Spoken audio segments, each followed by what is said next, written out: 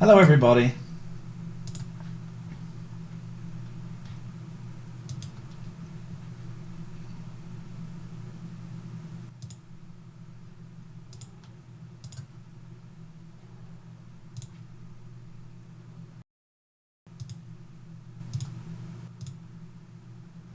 Let's get serious.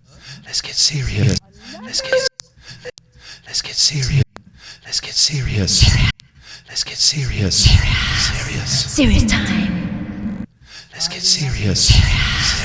Serious time. Hey DJ Blag, you're the first one here. I'm just tidying up, and then we're going to do some ironing.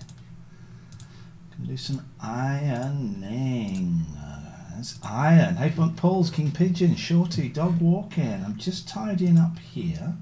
I need to get rid of all the rocks stuff because we're done with the rock stuff. Ah, there's one. You're gone. Bear with me, caller. Yeah, you're gone.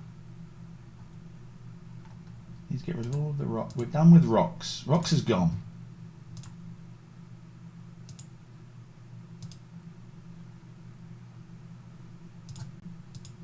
Rocks is gone. Woo! Main sharp loaded. You're going to get an ironing stream. I've got a bit of a headache. I'm going to get an ironing stream. I need to go to Stream Elements. I need to go to Nightbot. We're done with rocks. So we move on away from rocks. Thank you everyone who donated there. That's done. Oh, I also need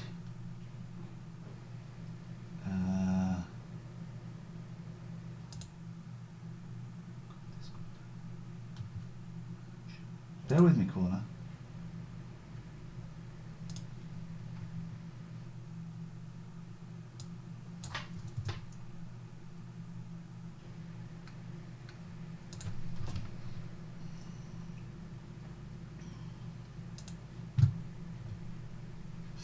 Let's play some adverts for the pots.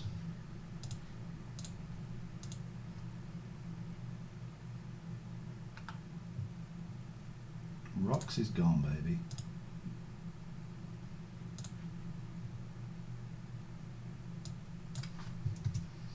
Hey everybody.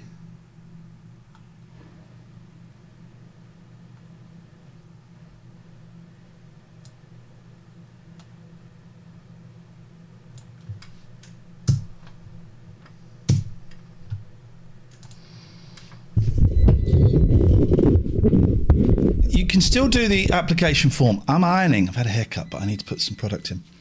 I'm ironing. I'm going to iron. Got a busy night tonight. Got a lot of catching up to do, and hours. We'll talk about the show.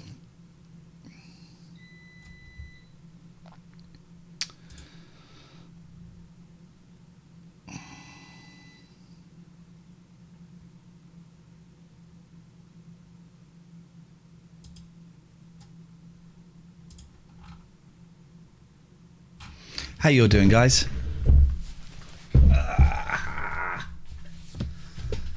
Nothing exciting.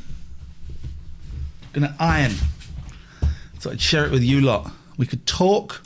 I won't be able to see the comments, but I'll be able to chat. I'm stuffed. That was the dishwasher singeing. Just been out for a lovely roast with my kids. I was really famous in there. Everyone recognised me. Doesn't normally happen. But been out for a roast. I had a cheese board for dessert. I thought, screw trying to lose weight today.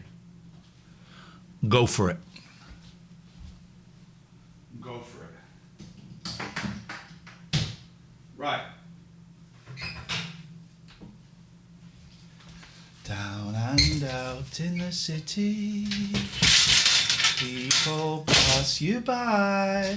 My youngest has been singing the most depressing song that he's been taught at school.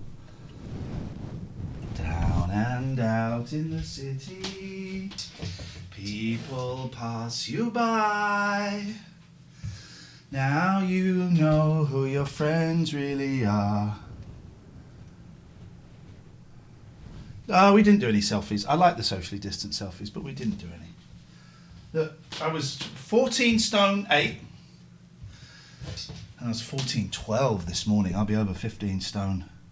That's good old fashioned roast dinner, British roast dinner. Now, down. I recorded him singing it, so that's not going to focus, is it? Am I in focus? Down and out in the city, people pass you by. Now you know who your friends really are.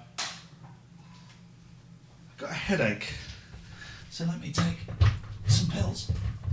Let me take some pills. I'm going to take some pills.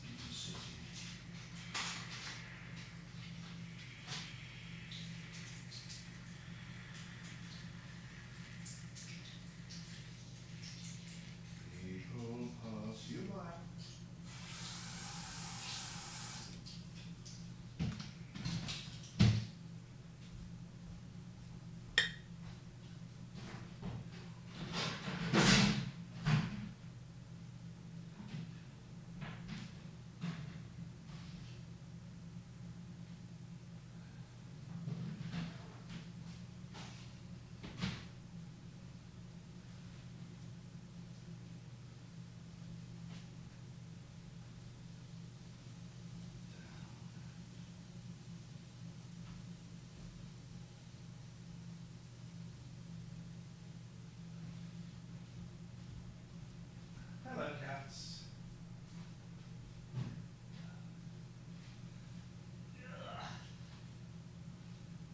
Donuts. Thank you for that sub. Whoever subbed, thank you. I can't read your comments. I'm not a great ironer. You're going to hate my technique.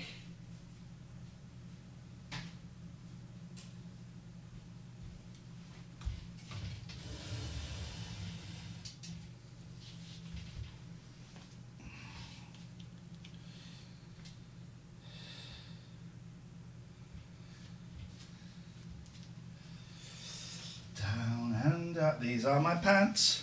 I do not iron my pants. I'm feeling fat. But that is just because I had a big lunch. A big lunch, a big lunch. A big lunch, a big lunch. I feel really fat. Gosh, I feel really, this is interesting. I feel really self-conscious stood up here. That, I mean, where are we? I feel really self-conscious with that. Funny. So we're doing an ironing stream. I thought it'd be nice to catch up. So, 5:30. Spray starch for shirts only. I can see some of your comments. I can't see all of your comments. And do you know what? This isn't about your comments. This is about me ironing and chatting. So I've had a nice weekend. Oh, so let's talk about the show today, what the show is today. I was going to do a radio show tonight at 8. The schedule is all to cop. There is no schedule for next week. There isn't one. Because we just don't know what's happening. Tomorrow I'm going to an anti-lockdown protest to film something there with Gingerbeard Mark. So, that's tomorrow. So there might be a show in the afternoon. Hey Wendy, thank you for the Patreon. It's appreciated. Oh, I've got the rest of that Bo Burnham thing to watch. Have you seen that? That's amazing. So there is no schedule for the coming week. click follow and find out and get your notifications and follow us on Twitter. That's going to be the only way to find out. I think it's all going to be ad hoc. Friday should be as Friday, but it might not be. So tomorrow I'm going to an anti-lockdown protest to film something. I'll do 5 squats for you if you donate £20. How about that, my friend? How about that? How about that, my friend? How about that? How about that, my friend? So, donate £20, I'll do 5 squats. So, so I don't know if there's going to be. There might be a show tomorrow evening. I mean, we've got to do about 22 hours before the end of the month. That's quite a bit. It's quite a bit. I don't do the squats until I get the dosh. So we might do a few hours tomorrow night. Tuesday, I'm getting the vaccine. I'm receiving the vaccine on Tuesday. What time? What time? 3 o'clock. Okay, so we can do the show in the morning. So there'll be a show Tuesday morning.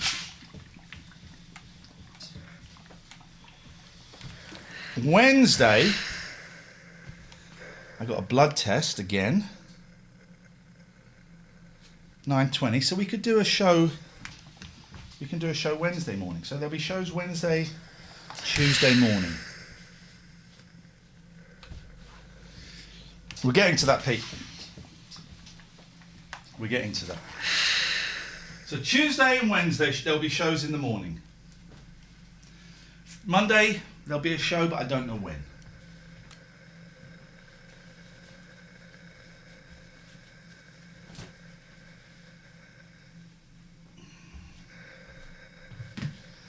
Friday, there'll be a show in the evening.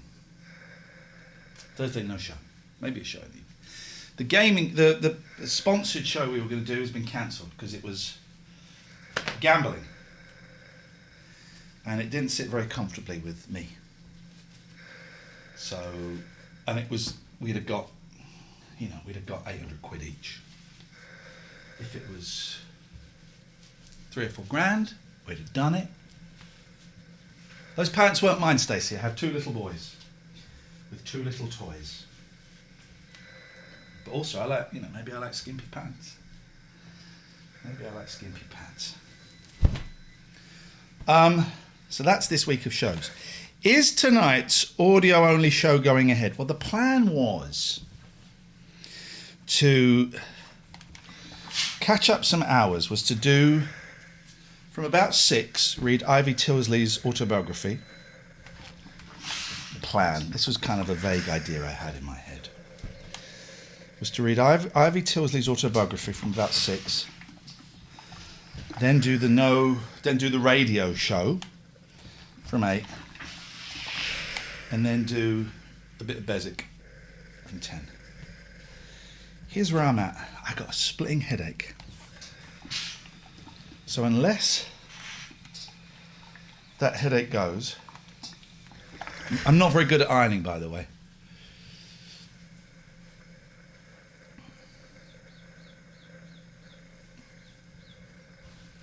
Ian, jab followed by blood test for platelets. Is your psychiatrist aware? What?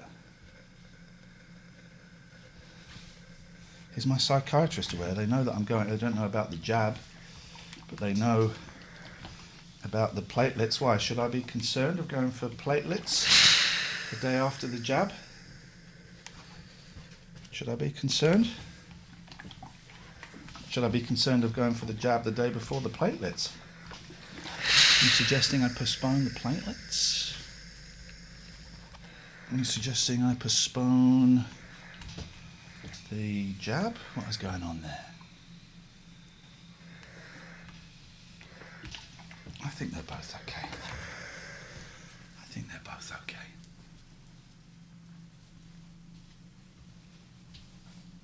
Oh, I've only started ironing recently, and I freaking love it. I don't love doing it. I hate doing it, but I love the end result. I love the end result. Right.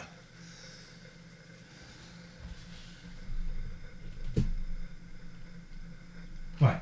So the person that raised Debnev, come on, man. You can't go around doing that. The person that raised the concern about the platelets and the jab then goes, well, actually, I'm not a doctor. Does anyone know? Well, that's not helpful. That's not helpful, is it? That's how panic and worry is created. It's doing stuff like that. Speaking of panic and worry, I am going to an anti-lockdown rally tomorrow with Gingerbeard Mark to film some stuff. And I'm a little bit nervous. I don't really want to do it because I'm a lazy man. I'm a very lazy man. So the thought of going on a train into London to do something fills me with inertia.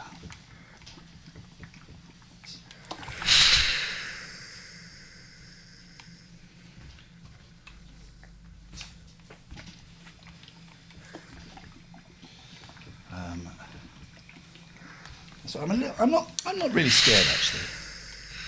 More just, I can't bother. But I'm a little bit nervous.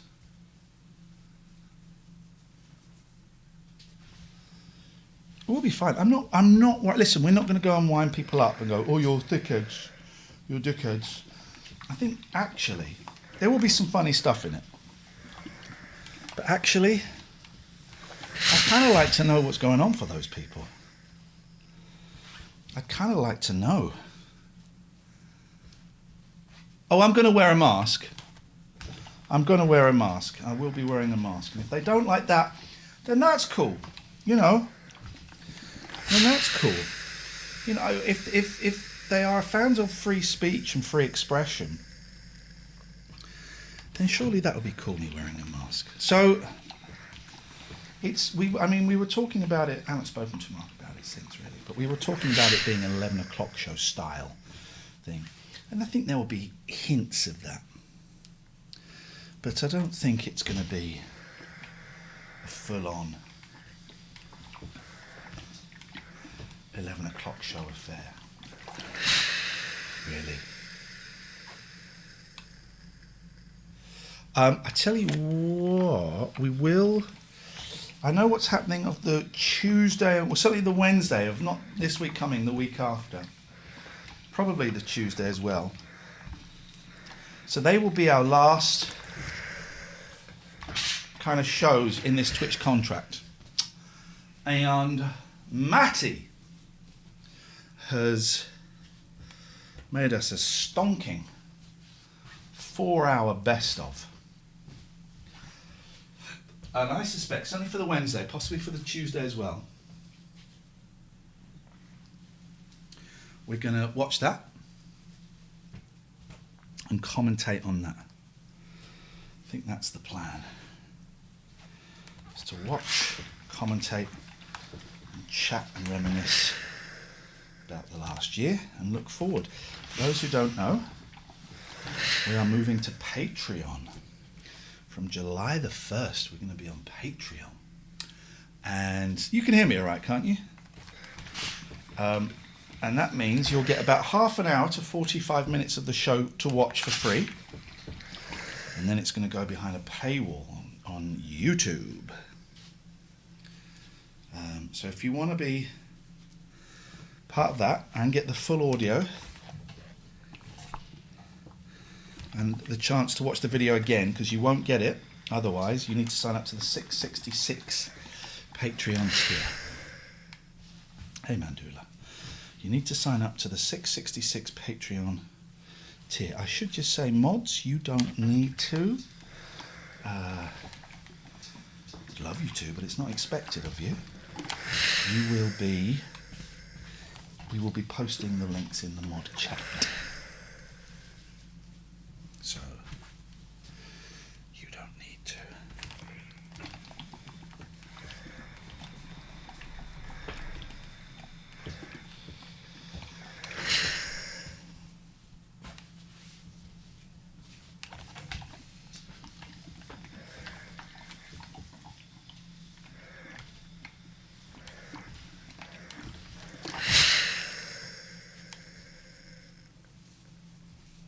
really bad headache, actually. I don't know where that's come from. I'm going to open the back door. I mean, the ironing isn't going to help, is it?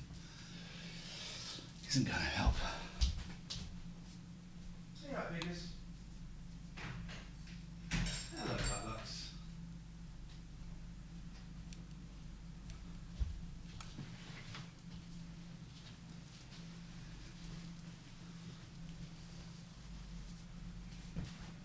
Could be too many potatoes. I had a lot of potatoes. Great roast of the Chandos Arms. Thoroughly recommend it. I was famous there. I got recognised by a lot of people. I don't normally get recognised. I've been recognised a bit this week, which is peculiar. This doesn't really happen anymore. So yeah, Patreon. If you want to get we do a daily 45-minute podcast at the moment. Sometimes it's a bit longer. If you want to get that, that's the $4.99 level.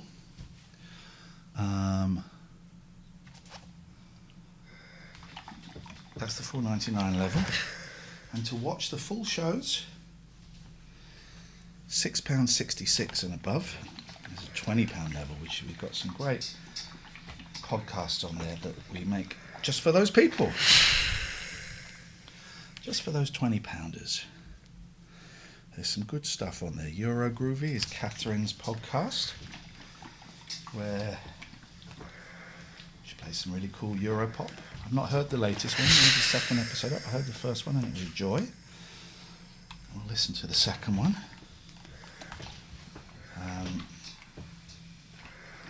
I do The Door into Summer, which some of my patrons will know. And some other stuff. Some other stuff.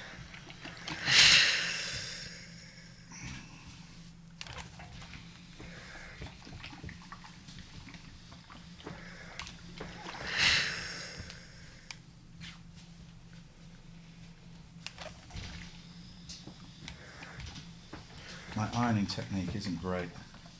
This is probably the third or fourth time I've ironed. I only started about a month ago.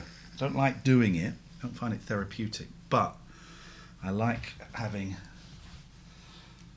freshly pressed clothes. It's the key to my life.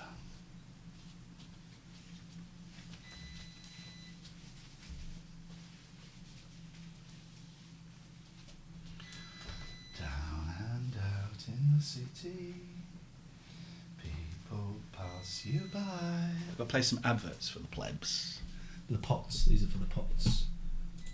Pieces of dredge. How has your weekend been? Happy Father's Day to all the dads. My thoughts and wishes to those who've lost dads. I didn't really think of my dad, actually, until I was out having lunch with my boys and they said, you should be thanking us because you wouldn't have a Father's Day if it wasn't for us. I said, oh yeah, but I am a son and I did have a father. But I haven't really thought about Malcolm. And that's kind of good, I think. That's because I was living. We'll talk about living. If we do a radio show tonight, I want to talk about living. Maybe you can have a little think. By the way, I'm loving this being relaxed. I'm loving this being relaxed.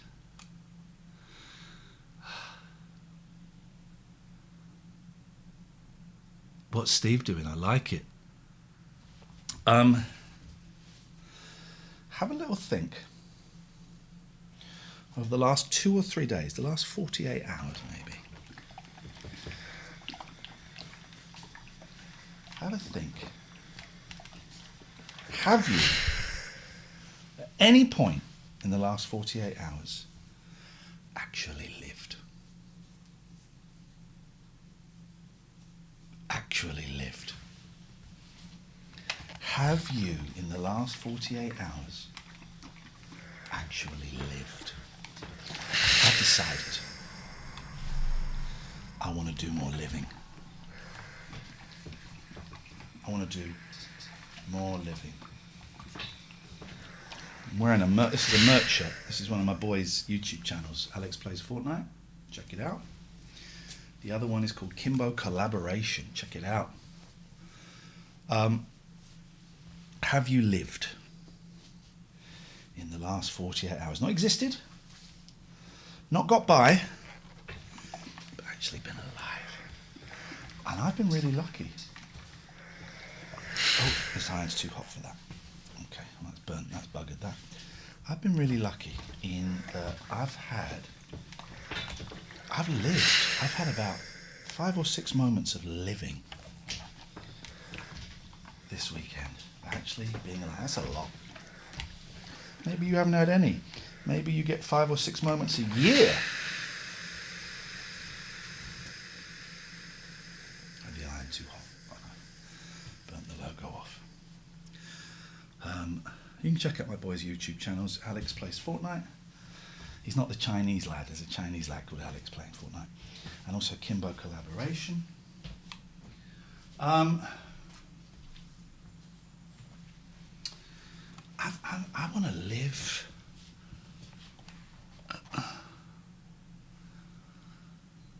Work have put you in isolation. I want to live more. I've been existing recently. I've been existing. And I want to live some more.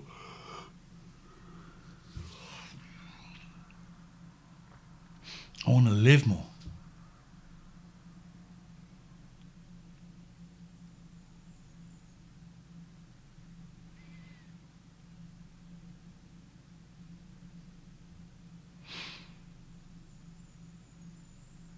Pete went to a car boot sale today and felt nothing existing. Car boot sales don't do it for me anymore. Maybe I'll go to one next week. And I remember I had a moment when going to record shops stopped doing it for me. I remember going, I think it was in Brighton, I guess, going into some record shops and I just couldn't be bothered. I was flicking through and I thought, nah, this ain't doing it for me. Jenna. Yeah, I'm very proud. I'm very proud of him. I also had a very nice email from his teacher, just out of thin air, saying, your boy's been amazing this last 2 weeks. He's growing into a very sensitive young man. Living, that's another thing to put on my life.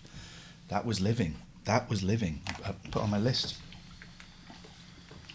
In fact, that is something I'll put on my list. I wrote a list when I've been living this weekend. Yeah, in a record shop ages ago, and flicking through the records did nothing for me. I thought, I remember thinking, that's new. That might be the end of that. And I kept on doing it for ages, maybe even a couple of years. Kept doing it, going, it's a record shop, habit, it's a record shop. Go in the record shop. I'd start flicking and just think, I don't know what I'm looking for. I'm feeling nothing. And I think a lot of my life recently, say the last 5 years. Let's say the last, by the way, I can't really see the chat, but feel free to keep chatting. The last 5 years has been, a lot of it has been driven by habit.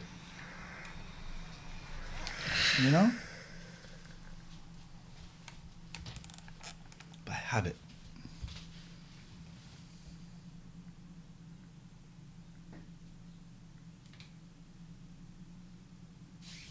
You got it, Morini. You got it. Living doesn't have to be a big, I went on a holiday to Disneyland, and there can be moments of living within that. But that doesn't, that piece you talk about, everyone, if you can, read Morini's comment. That piece, that's living. It's different for everyone, right? It's different for everyone. Some people flicking through records is living. Some people going to a car boot sale is living. I used to love going to a car boot sale. Some people, going to Disneyland is living. But I haven't been living for the past few years. And I want to live. I want to live. In fact, I don't want to. I can't count it back too far as to when I stop living, because I've got a feeling I've got a feeling it's decades. I've got a feeling it's decades as opposed to years, just years. A lot of my behaviour, a lot of my life has been based on repetition, on habit, on not knowing any better. You know, hence the drugs and the sex and the, you know, all of that stuff. Because I didn't know any better. I thought taking drugs was living. I thought, you know, having crazy sex was living. And both of those things are fun. I mean, I don't indulge in the former anymore, but that's not necessarily living. I don't iron PJs. I'm not a PJ ironing kind of guy.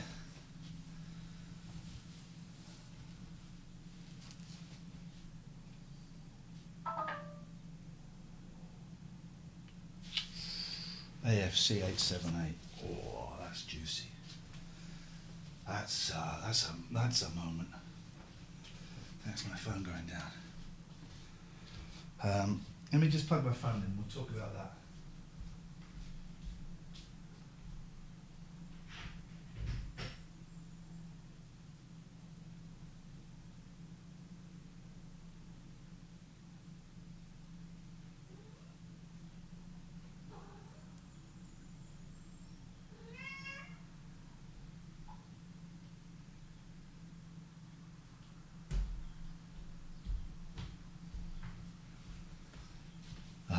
Is it AFC? Who was that? That's precious, man. That's precious. That's sneaking a little glimpse. A private moment. Wow. Yes, mate. That's called being invisible. That's what that is. You became invisible. Imagine being invisible.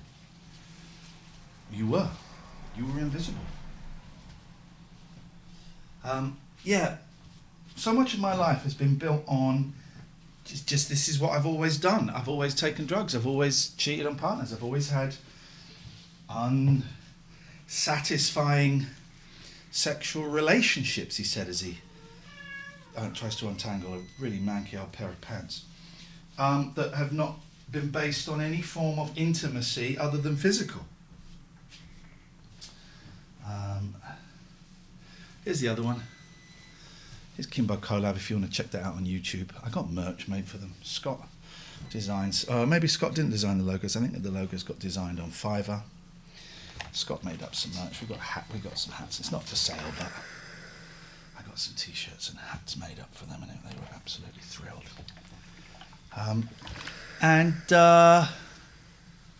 Kath, I think, is going to join us soon if she's not there already. Hello, big boy. Hello, darling boy. And that isn't living. You know, I thought I was living. I wasn't living. I was slowly committing suicide. I took drugs to stop time. Yeah, I did. Yeah.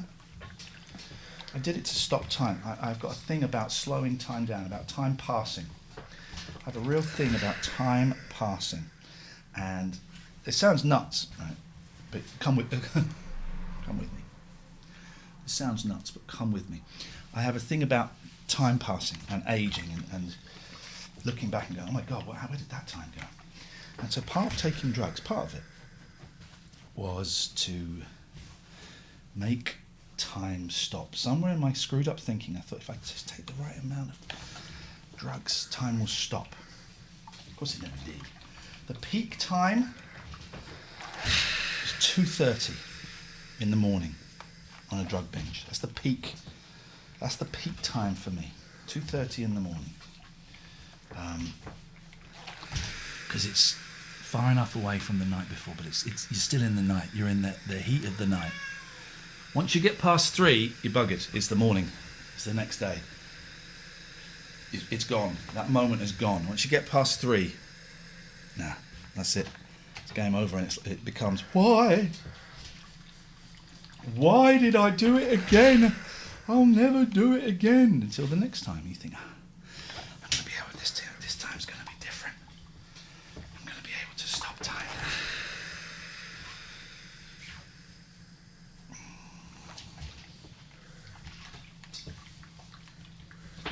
So apologies for messing you about. I make up in my head, Pete, that you're, as the Americans would say, pissed at me for not being able to commit to an 8 o'clock show tonight. And that's in my head. You might well be. And if you are, that's so cool. I don't think you are. I don't think you are. If you are, that's cool. But that's the story I make up in my head because I have this real thing of letting people down. I'm really dealing with failure at the moment, sense of failure. And I'm doing a lot of work with my therapist around failure. And that feels like a failure. We haven't stuck to the schedule this week. Not so good. But it feels like failure to me. It feels like failure. Now, and we haven't got... Oh, this sock is wet.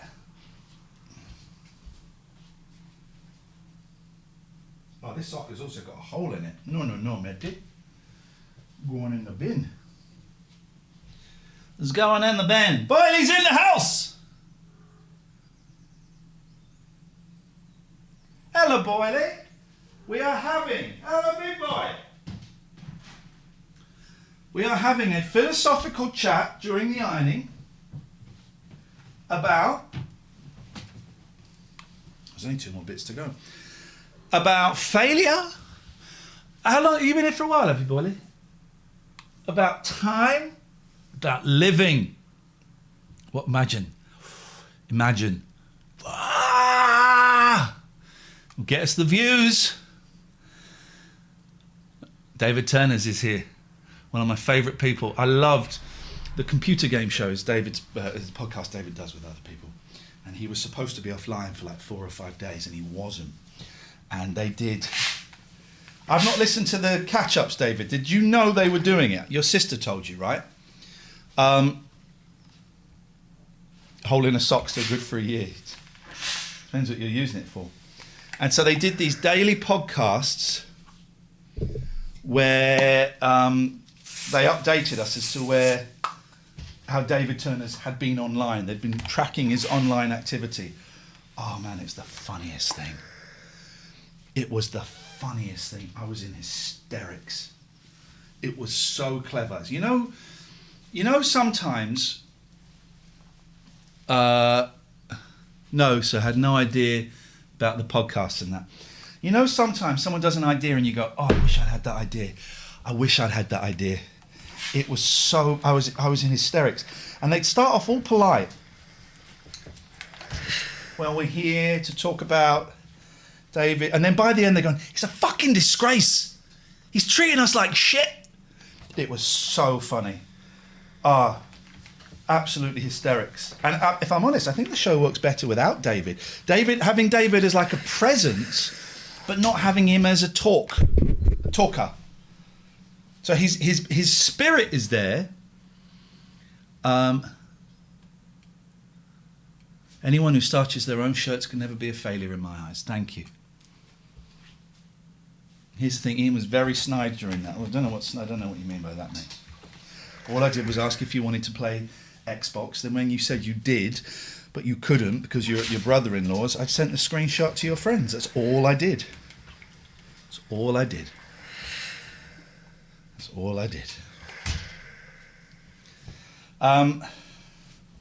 Stop commenting, guys, because I can't really see.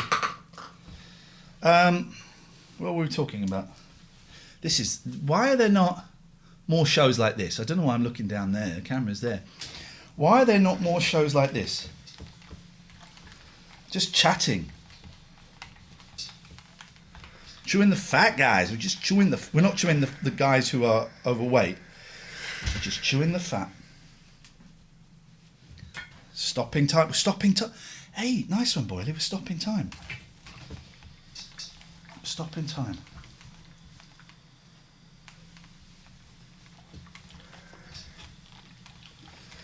Oh, we were talking about stopping time.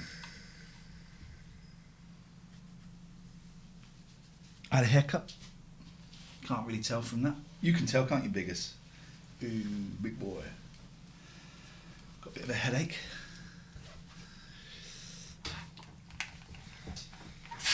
Oh, the gramophone player. When I broke the you're talking about when I broke the gramophone player? So yeah, so shows this coming week, I don't know. Probably Tuesday and Wednesday morning, although I do have I done this sleeve? It feels very smooth.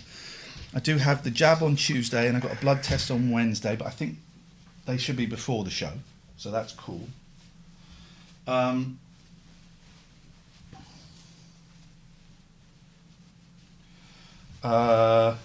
Probably won't be one on Monday, although I might do some streaming from the anti-lockdown thing. By the way, listen, I'm not going there to wind them up. There was talk of it being kind of 11 o'clock show style thing, and I think it can be, but I don't think it's going to be.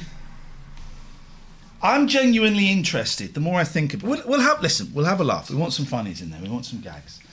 But I am genuinely interested to speak to. Is this group? Have you started the process, Ian? Which process are you referring to?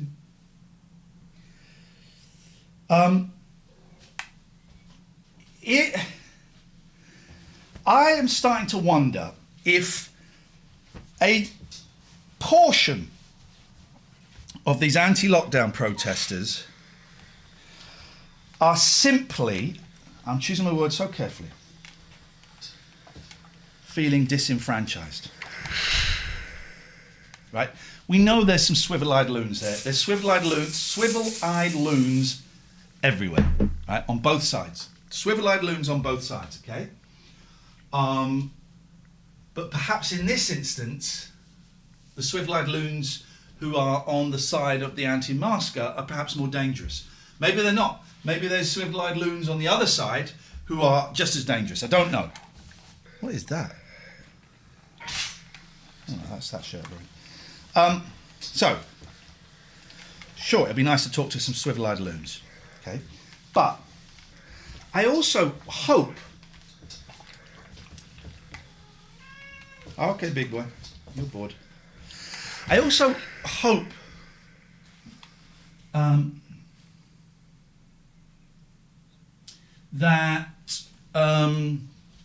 also wonder if there's just going to be some ordinary, scared, disenfranchised people who are, for whom lockdown has been a really bad experience, and they've latched onto this because they think everything's all right. It's easy to think everything is all right now. Ascot went ahead, you know? But I've put too much starch on and now it's all kind of flaked up.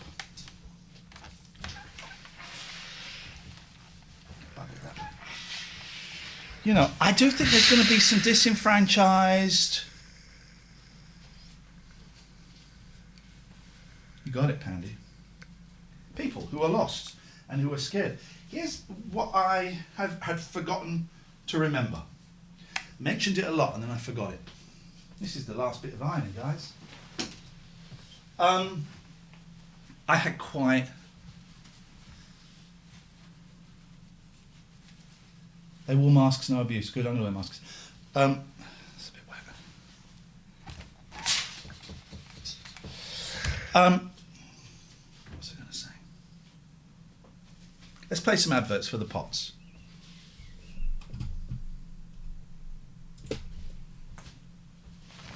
They're being co-opted on an industrial scale. I don't know if they are. Some are. But we can't speak for all of them. It'd be interesting to find some. Oh, that was it. I had forgotten that for me, look how big I am. Kath, I was 12.8, I was 14.8, then today I was 14.12. I'm going to be over 15 today, but I had a big roast and I had a cheese board. Look at this.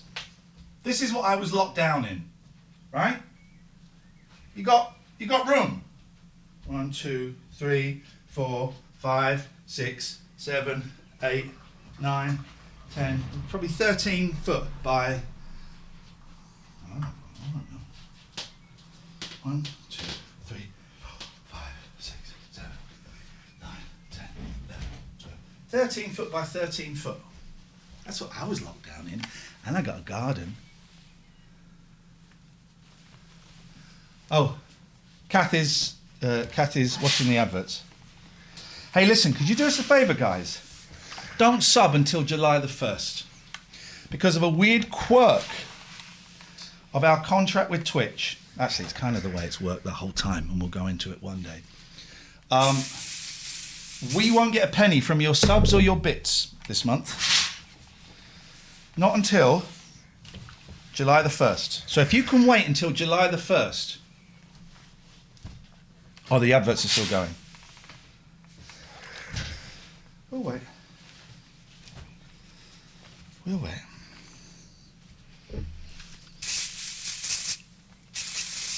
We'll wait.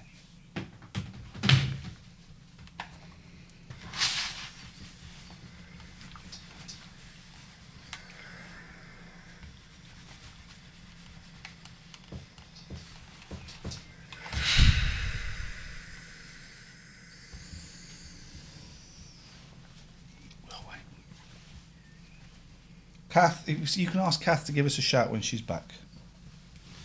Please.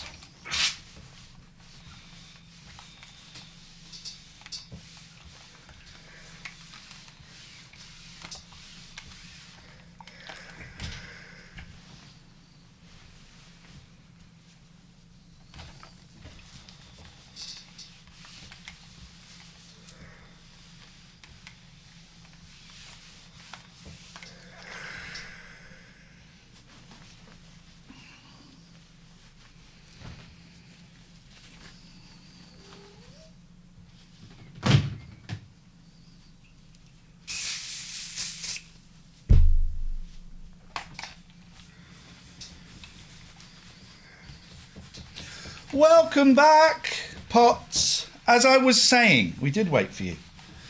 We did wait for you. If you want to sub to us with your Amazon Prime or tier 1 or tier 2 or tier 3, I don't know why you would want to do a tier 2 or tier 3, but if you do want to sub to us, could you wait until July the 1st? Because of a quirk of our Twitch deal, it's kind of the way it's always worked actually, but it's even more important this time because of a quirk of our Twitch deal. If you sub to us now, we won't get your money. Whereas if you sub to us on July the 1st or after, we get 50% of your sub, which is the standard rate. We'll be moving down from partner to affiliate. Oh, I've done that sleeve. Oh, it's nice, isn't it, when you go to do a sleeve and you've done it? It's got bongo say. Rock and roll, baby. Yeah, so if you can wait, if you want to sub to us, that'll be awesome. We were saying for a while, don't sub to us. But actually, we could, if you're using your Amazon Prime and it's not going to go anywhere else, we could use it. We get half of it. Listen, if you want to give your Amazon Prime to one of our affiliate streamers, like What's on the Tapes or whatever, beautiful, do it, do it. But if you don't want to, we could really do it. We could really do with it. We could really do with it.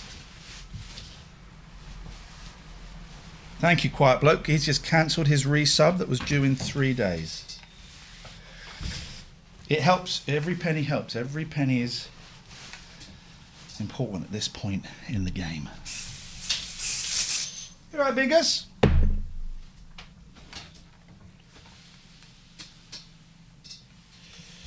Every penny is important at this juncture of the game.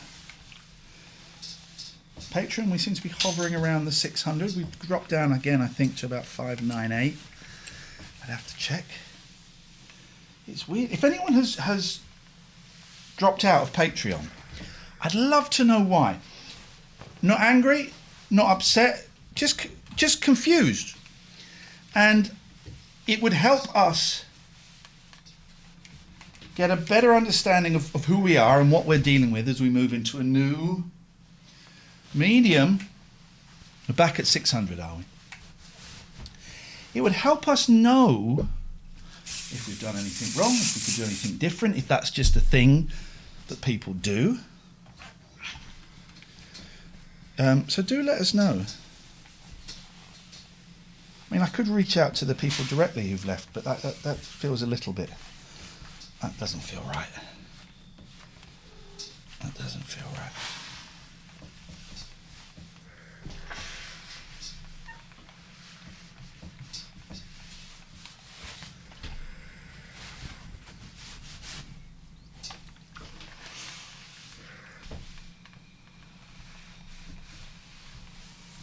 Doesn't feel right, does it?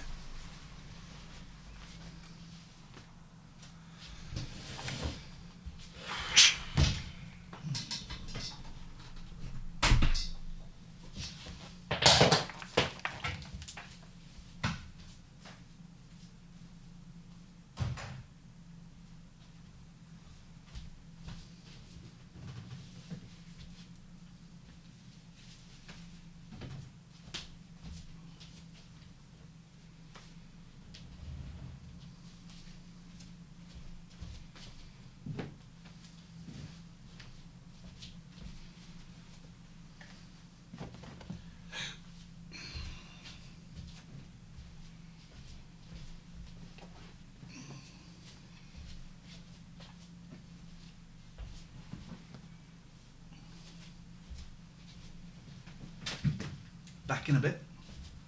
Chat amongst yourselves.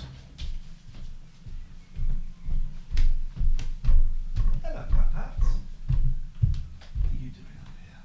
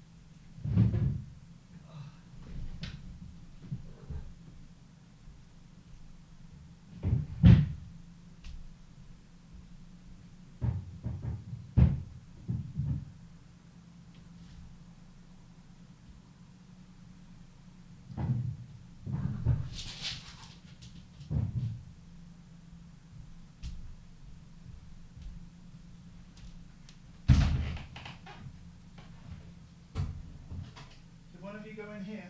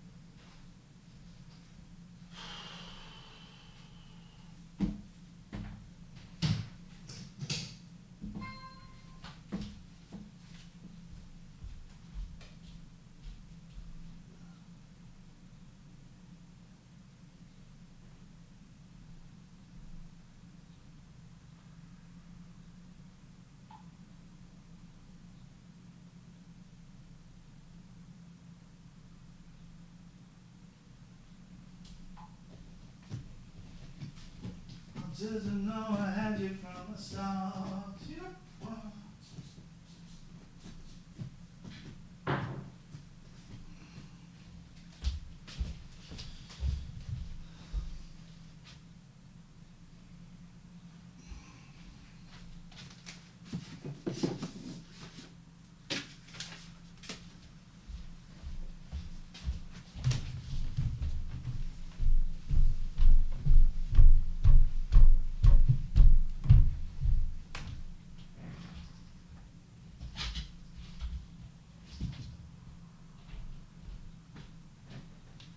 Hey, my bad.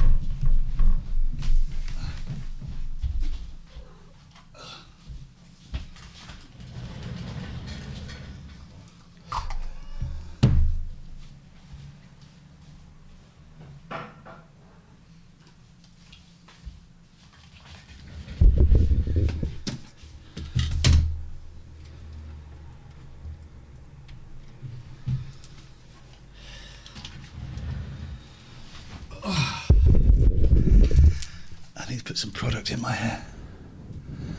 But more importantly than that, I need to take some Nurofen because my head is killing me. So let's see how we get on with this, shall we?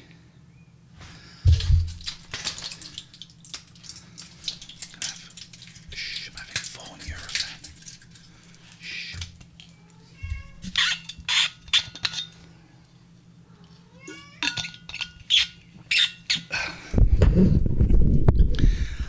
I wrote down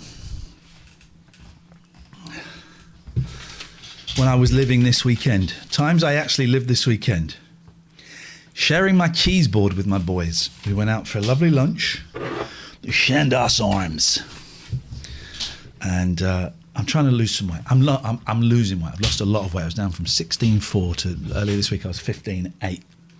This day I was 15.12 because I had a lot of sweets yesterday. We went out for a roast, and I don't normally have a dessert. I don't miss it, but I thought, you know what? I want a cheese board. I want a cheese board.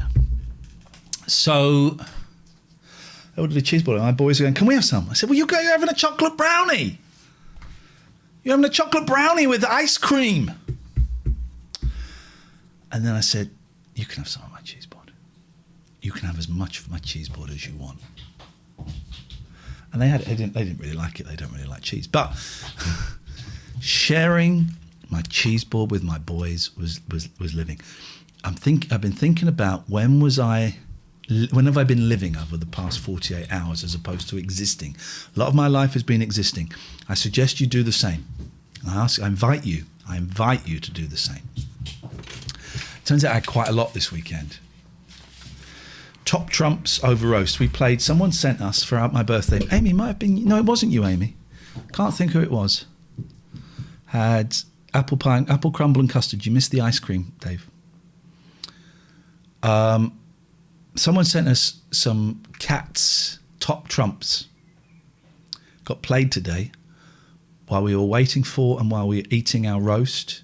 There was a lot of cheating going on. And it was great. That was living, laughing. We were laughing. Watching Poltergeist with the boys. But boys are 9 and 11, and the youngest, Kim, said, can I watch a horror? I want to watch a horror film. And he watched all 4 Jaws a couple of years ago. I want to watch a horror film. I said, well, he said, I want to watch Jason. I said, no, you're not watching. What are you doing, Biggest? Big boy, come and sit here. Come on, come and sit here. I said, you're not watching Jason. I've never actually seen a Jason. Never actually seen a Jason. They're called Friday the 13th, aren't they? Never seen any of the originals. Come up here, darling boy. Come on. Yeah, he's a good boy. Never seen it. But I said, bring the zoom. Got to get my zoom out. I said, you're not watching a Jason.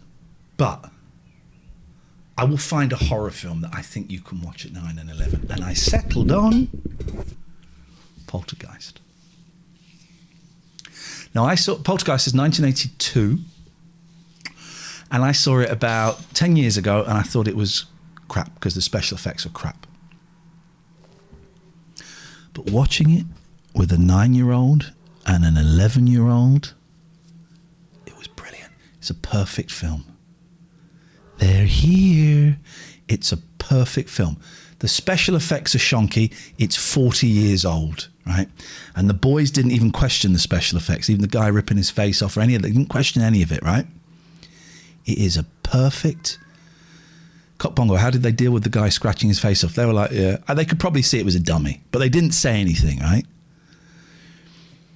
It's a perfect film, directed by Tobe Hooper. I thought it was Spielberg. He produced it and wrote it. Tobe Hooper, director of Texas Chainsaw Massacre, which is another film Kim wants to see and ain't going to see ever. It's perfect. And we watched the first 45 minutes. My eldest joined in about 20 minutes in, and then we had to stop it. 49 minutes and 49 seconds because my youngest got too scared. And he said, can we watch it a bit later on? I said, yeah, of course we can. Then he fell asleep. And my eldest wanted to watch the rest of it. So we watched it, and there were lots of jumps, lots of cuddles. And he said, can I sleep in your bed tonight? I said, yeah, of course you can. So both boys in my bed because they're scared. And as soon as they fell asleep, I went and slept in their bed.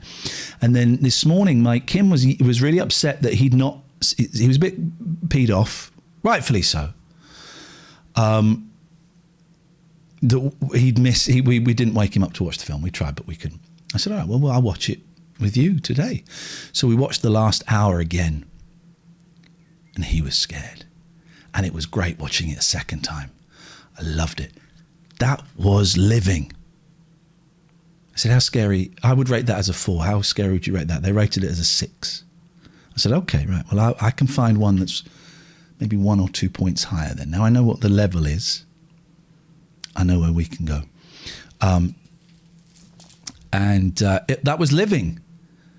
Watching Poltergeist with my kids. It's a perfect film. Such a great story. And that whole thing when this house is now clean. And you think, oh, that's the end of the film. And they pack up to move. And you think, that's the end of the film. Oh, but there's so much more to it. You son of a bitch! You moved the graveyard! You son of a bitch! You moved the cemetery, but you left the graves! You moved the headstones, but you left the bodies! You son of a bitch! I'm not watching American Werewolf in London with them. A, because of the Jenny Seagrove scenes. I'm not watching Saw at 9. Living. I've got 3 more examples of living in the last 48 hours, okay? And then I invite you to share yours. Listening to my eldest boy in hysterics. I was in the kitchen, tidied up the cupboard, Catherine, above the microwave. And, there were both daughters in that film died in real life shortly after the film. Jenny Agutter, not Seagrove. Both daughters died. Carol Ann, the girl I knew, died. She made 2 and 3. I didn't realise she'd gone as far as 3. I'm not going to watch St Maud with my boys. I've seen it. She died in 1988 at the age of 12 of a blood disease, I think. But then the older sister got murdered shortly after the film came out by a boyfriend.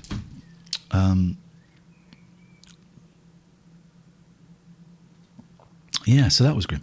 So listening to my boy in hysterics, I was in the kitchen and he was talking to his friends on here and he was wetting himself, just like laughing in that way that only 11, 12, 13, 14-year-old kids can laugh. And it was magic. Oh, I had a nice stroke with Mucky earlier on. That sounds, but you know. And the final living was watching the football, having a Chinese dinner with the kids and Catherine around. 3 of the most important people in my life, watching the football, which I don't like, but my boys were getting into it and I found it wonderful, and eating great Chinese food. That's why I'm 14 stone 12. I had a lot of Chinese food on Friday. So those are 1, 2, 3, 4, 5, 6 examples of living in the last 48 hours. I was surprised by that. You could probably change that slightly and make it a gratitude list.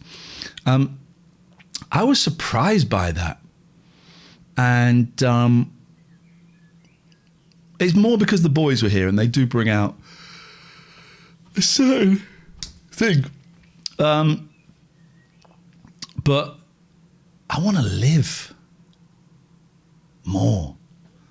I want to live more. I'm so tired of existing. I'm so tired of just grinding. Where's my thing? Just grinding.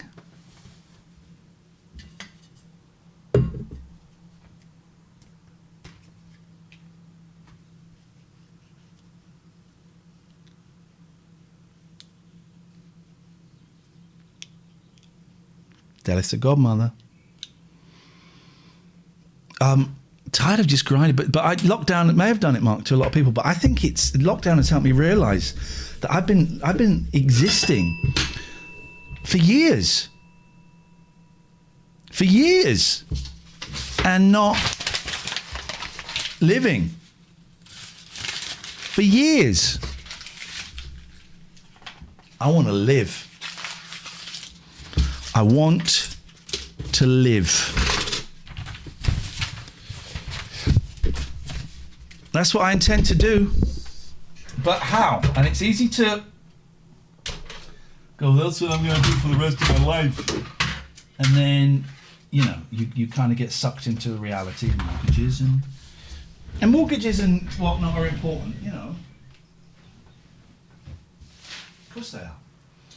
But living. I want moments of life and joy. That's what I want. And like I say, it doesn't have to be a trip to Disneyland. Someone was saying, sat in the garden, being privy to a conversation between two old people, one of whom is dying.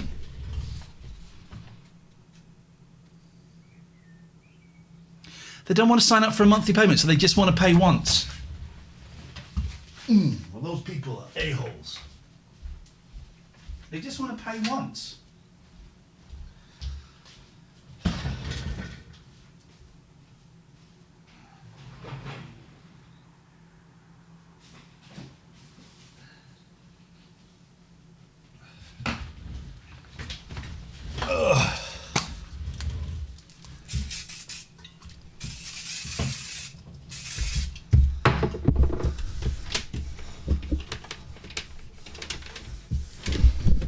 Living is not worrying because BBC Radio Oxford don't even reply to your email. That is not living. That is not living. Living is not worrying because the Radio Academy got in touch and said, we haven't got any paid work for you, but we'll keep you in mind. That's not living.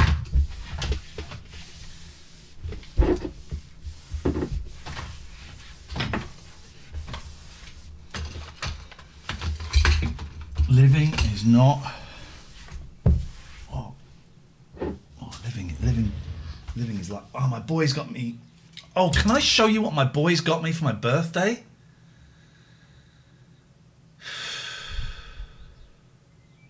Can I show you what my boys got me? Got me some lovely candles for the bath.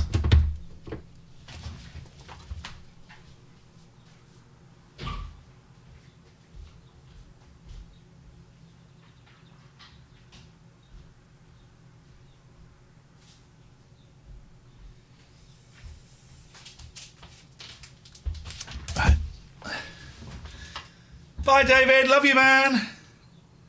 They got me some candles for the bath. This isn't one of them. Right? But I'm going to light this because I want to get it to smell nice. But my 9-year-old said, I've got you something, Daddy. I think you're going to like it. It's people that you like. I said, well, I like people that I like, so that'll be great. So, okay, something you like. And then he came over on Friday. And you knew Catherine was coming. He said, can we wait till Catherine comes to open your present? Yes, please.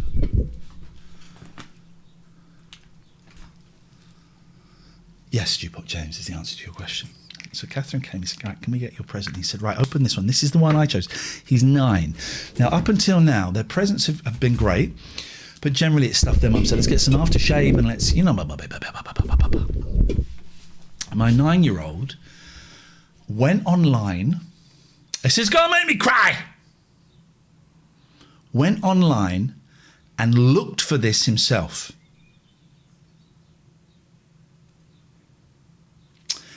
Because he knows that I like the Beatles. And he got me this. Now this is signed by this is like £50,000. I'm joking. They're not real signatures. He knew that I liked the Beatles.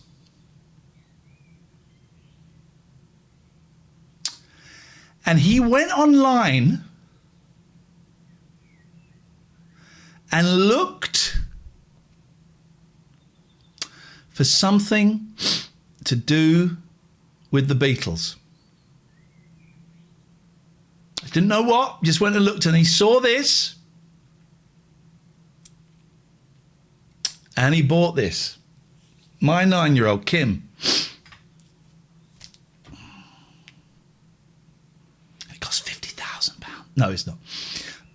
And this is the first present where they've, and it was primarily my 9-year-old, they've put some actual thought into it as opposed to, and I love, this is not in any way criticising the aftershaves and the candles and all of that stuff. I love it.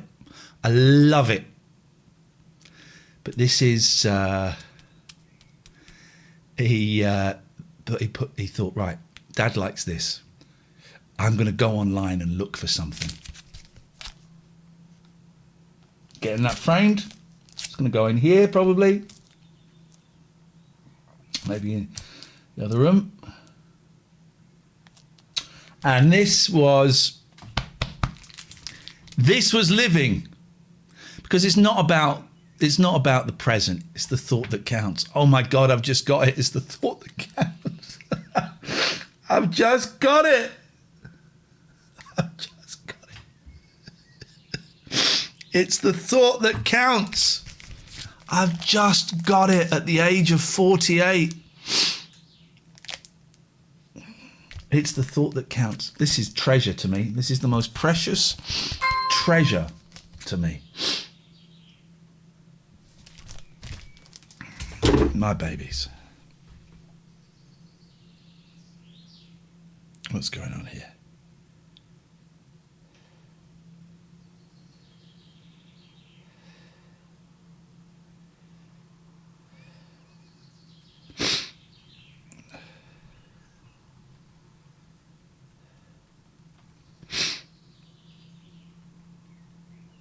Sorry, it's my counsellor.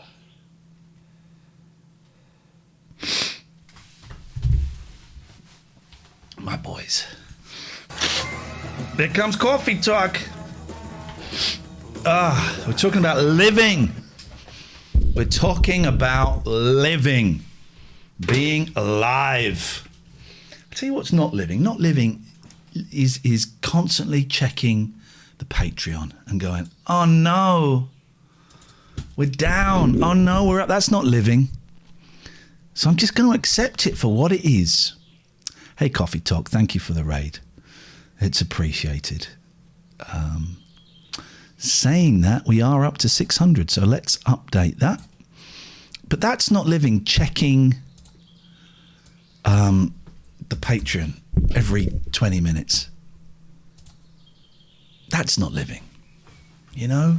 It's existing. That's part of the problem. That's existing. I can't see anything.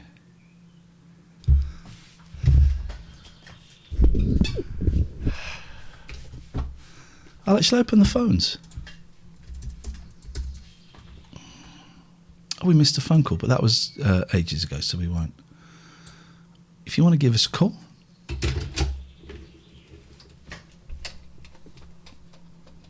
Oh, look.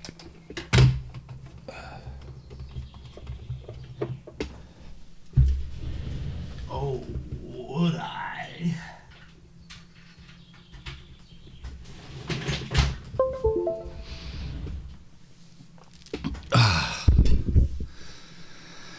What are we going to do? You can call 0203 286 6370 if you want to share your examples of when you've been living or your thoughts on living and existing, the difference between those two things. Paul, come here, Paul. I'll give you a big hug, Paul. I'll give you a big hug, buddy. I need to send myself. How do I send that?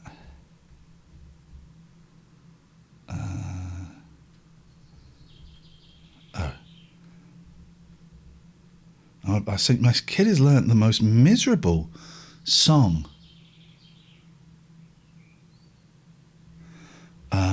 As part of his school. It's so dour. Is that how you pronounce dour? Dour? We'll play it in a minute. 0203 286 6370. Down and out in the city. Do you know what? I'm going to put the big headphones on. I don't really care what they look like. We try and look more professional when we do the show. But actually, I quite like these. Here comes Dave. Dave, don't swear. Don't be racist. I haven't got my headphones in, and I'll not be able to stop your awful right-wing propaganda. Now I can stop you, you filthy piece of POT. Hello, mate. Oh, this is the problem with you. You're such a fast talker with so much hatred. No.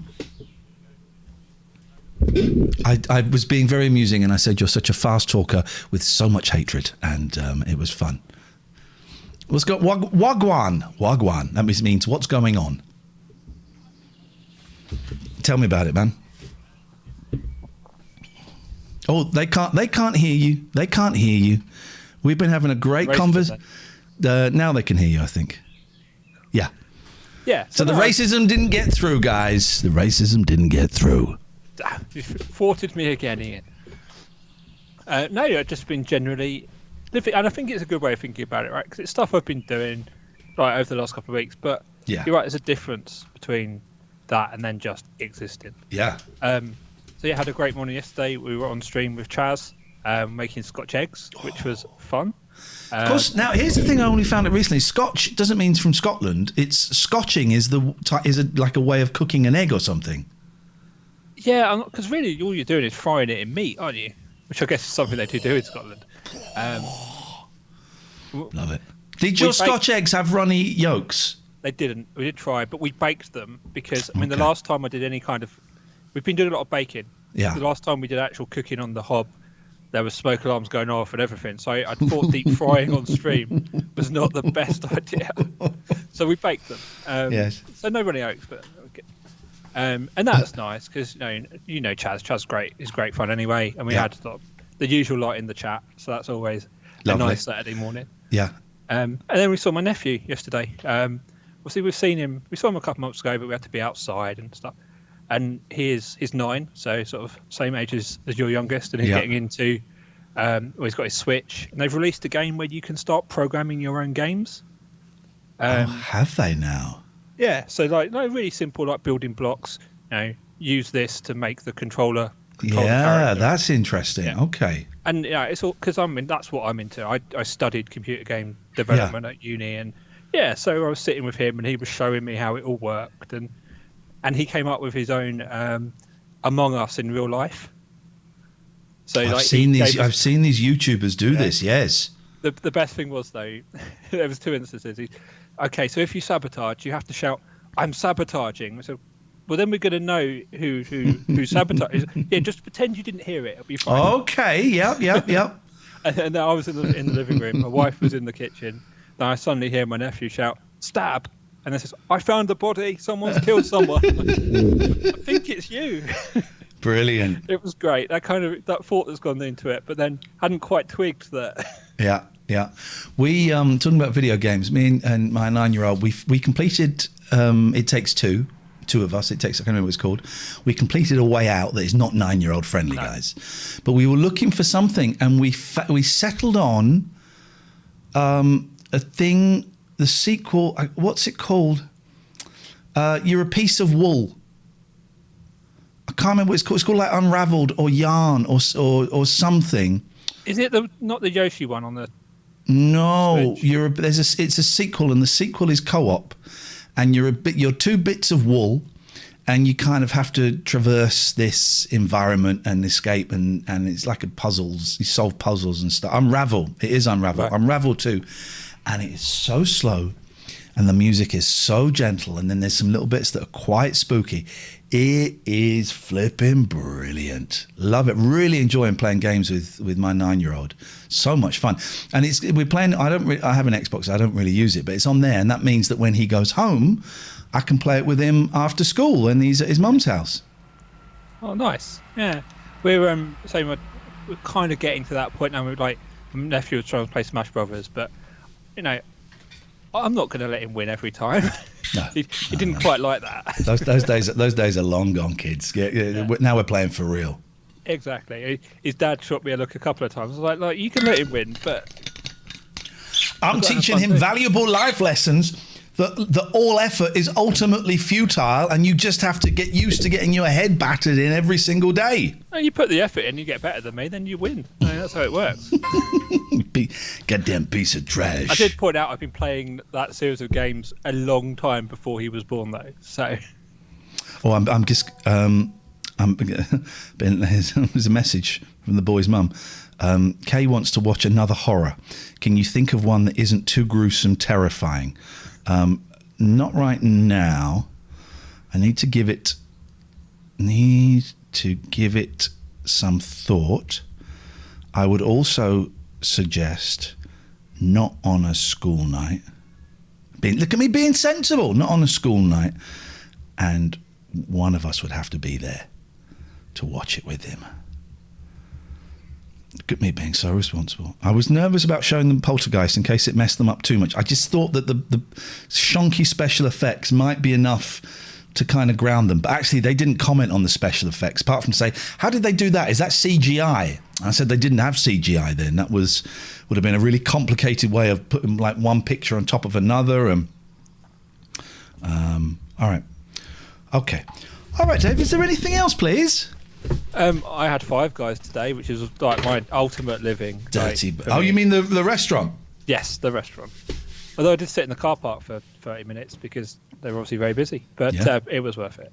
Yeah. They've recently opened here, and one of the best things this year, I think, for me. Dave, always nice to talk to you. I may speak to you a little bit later on. We're not sure how the evening is going to progress. We don't know how the evening is going to progress. Is A Quiet Place a 12? Really? No, I don't believe that. I don't believe that for a second. A Quiet Place. Quiet Place. No, it's a 15. Get out of town. That's not a 12. Okay, I need to make a phone call. I got to phone my boy up and explain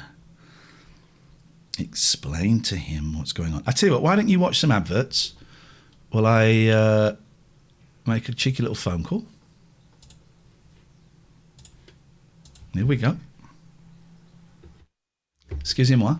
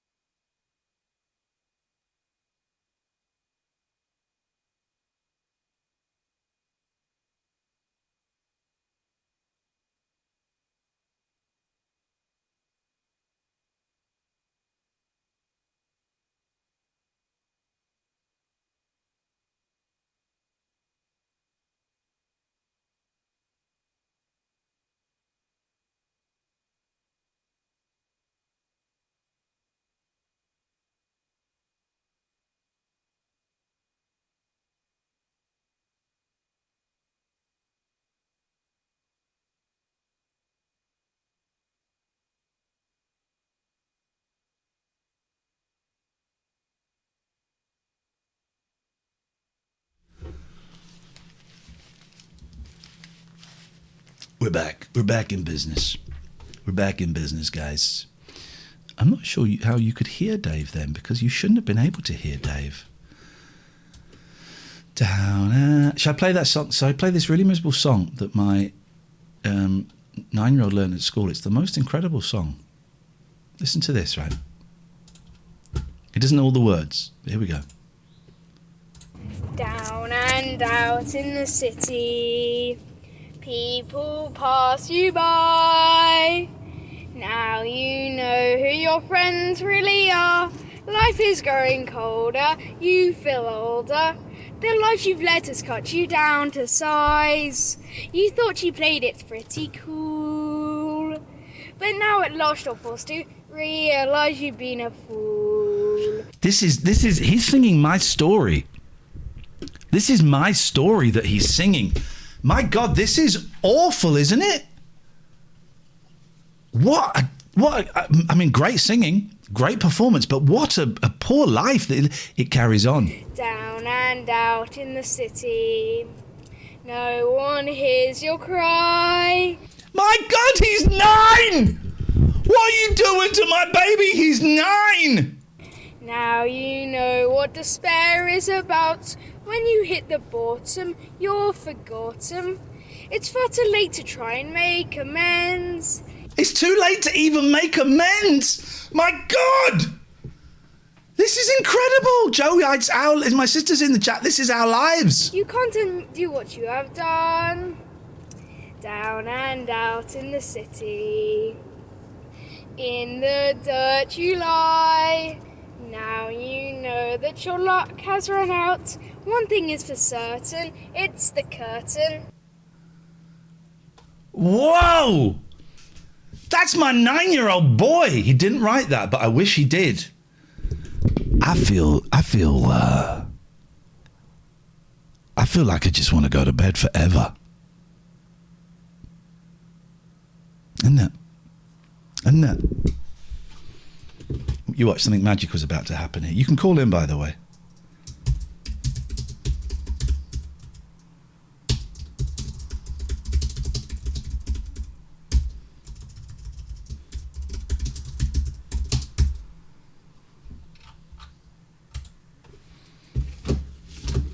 He hasn't sang the song about having his beans. Refresh your screen and look at the title now.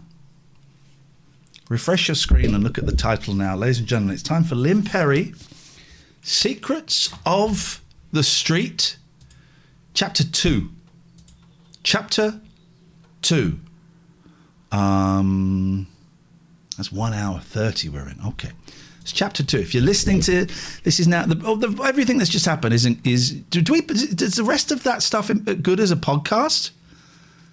Maybe it's good as a podcast. The ironing is good as a podcast. Yes, says Zoe. So the ironing works as a podcast? Zoe, I just want Zoe's answer. Just Zoe. Does the ironing up till now work as a podcast? You're saying yes. Okay. Well, then this is going to be this is a new podcast that you're listening to. This is Lynne Perrie's Secrets of the Streets. The book they could not ban. I don't think no, they can't ban it. Zoe, always nice to have you on board, by the way. I like this microphone being closer to me. It sounds completely different, doesn't it? It's a bit poppy. It's a bit poppy there, but it sounds much better. They could not ban this book, right? I don't know. I don't think you can just ban a book. I don't think that you can just ban a book. So they could not ban it. That's correct. But then you could put that on most books. Another book they could not ban. You can call in at any point, by the way, and talk about this. Because Lynne Perrie was Ivy Tilsley, Coronation Street. Thank you, Zoe. Then it's happening. So this is Book at Bedtime. Lynne Perrie, Secrets of the Street, Chapter 2. Now, if you remember in the first chapter, she was a little bit racist.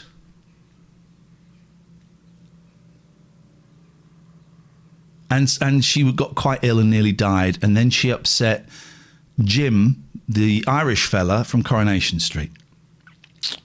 So that's Chapter 1. So we're now on Chapter 2. I suspect she might be a little bit more racist in this chapter as well. So let's just bear that in mind, shall we? Chapter 2, A Contented Family. I came into the world with a bang. On the 7th of April, 1931, as baby Jean Dudley. Mind you, everything you did in my grandma's happened with a bang. Because it was a tiny terraced house opposite Parkgate Steelworks. Boom! Kimbo Collabers in the house. How are you doing? You're quiet as a mouse. What is happening for you today? I've got a something that I want to play. Down and out in the city. People pass you by. Now You know that your friends really are. Life is going colder. You feel older. The young letters pack down to size. You thought you played really it pretty cool. But now you know to realize you're just a fool. Down and out in the city. No one hears your cry. Now you know what despair is about. When you hit the bottom, you're forgotten. It's far too late to try and make amends. You can't undo what you have done. Down and out in the city. In the dirt you lie. Now you know that your luck has run out. One thing is for certain, it's the curtain. We've been singing that all weekend. All weekend. And we would make a joke and go, I got some bad news. And the boys go, what? This week I have to go,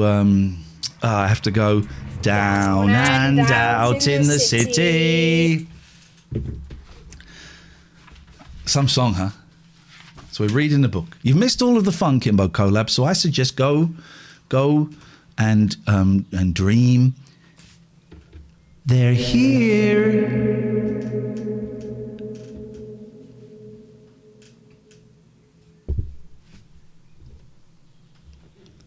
They're here. In the sequel, she says, they're back. There's a strange effect on that. Okay. 0203 286 6370 if you want to call in. If anyone wants to call in, you'd be very, very welcome.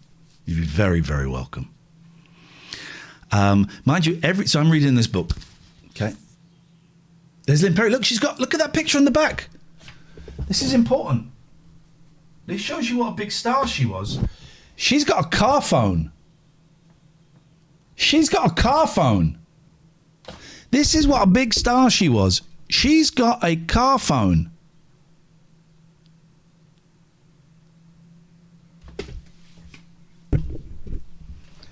Car phone. It's amazing. Mind you, everything you did in my grandma's house, we're 10 minutes in and I've only read one line of this goddamn book. Car geeks want to know, what is the car? Cannot tell you that. Mind you, everything you did in my grandma's happened with a bang. Because it was a tiny terraced house opposite Parkgate Steelworks in Masborough, Rotherham. And the forge hammer went continually all day and night. It was enough to drive you mad. My earliest childhood memory was that bloody big hammer going boom! Other kids might recall their first footsteps or seeing a hippopotamus at the zoo. What was your first memory? What we're going to do is we're going to turn this book into a phone-in. So what is your first memory? 0203 286 6370. Okay? But for me, it was that banging. I must have been no more than 2 years old, but I remember lying there and that noise waking me up. It woke me up every day we stayed at my grandma's. My parents were staying there while they waited for a council house. I've got a great reading voice, by the way. I'm hamming it up a little bit, but this is a great reading voice, right? I slept with them in the front room, right opposite the steelworks. I was only a little baby, and that hammer used to drive me crackers. It was a swing hammer on a pendulum for flattening steel. Most of the people close by used to work at... But then I do that... I have a noisy intake of breath. A bit of fluff on me, that's what that is. So I finish a sentence, and then I go for the next one, and I go... That's the one. It was a swing hammer on a pendulum for flattening steel. Most of the people close by used to work at the steelworks, so locals couldn't really kick up a fuss, or they would be out of a job. Next door to you won't be able to listen to this now, because all you're going to hear is... I tell you what, I'm going to ride the volume. I'm going to ride the volume, okay? So I'm going to... When I do a... Next door to the factory was Rotherham Railway Station, and there were loads of steam and smoke all day from both of them. The grime that hung around was awful. Grandma's house was a 2-up, 2-down with an outside loo and a tin bath, a real Coronation Street style home. It had a yard and a front door that opened onto the pavement. Between every 3 houses in the terrace, there was an entry. My dad, Eric Dudley, was contentment personified, and when he was with my mum, Agnes, they became Contentment Incorporated. Ladies and gentlemen, please welcome to the stage, Contentment Incorporated! They were the happiest couple you could ever imagine. Never in my lifetime have I seen such happy people. All my life, I remember my mum and dad kissing and cuddling. He would never go out of the... Be quiet! Who's this? Oh, this is an important message. Whoa! Hang on a minute. Scott Balcony just says he's where I live. This is insane. Everything gets paused. Scott Balcony's just messaged me saying I'm in... Come round! We're streaming, by the way, so don't say it. We're streaming. Okay. Hello, how you doing? But come round. Where are you? Show me. Come round. I'm here. Do you know where that is? No, Great, Kimball. All right. Why don't you? You've just told them where I live. What? Yeah. Well, have you passed through the other one then? I don't know. We just went through. Little Kimball. Is there a pub? Where Lee lives. Is there a pub called the Swan?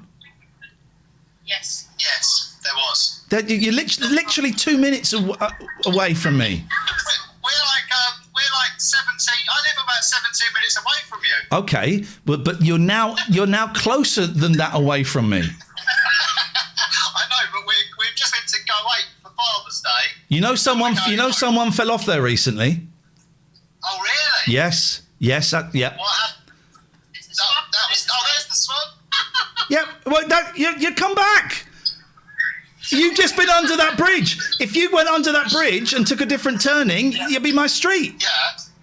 Well, I'll come round soon. So you're not coming now? No. Goodbye. I just doxed myself. Ah well. You're all welcome. A terrible human being Scott Balcony is. Literally that far away from my house. It's a little bit further, a little bit more complicated than that. I need to cut all of that out, don't I? I've just told you where I live. My God, why is Mark the only one that's talking? Where's everyone else gone? I mean, one place that Scott could go quite happily is... Down and out in the city.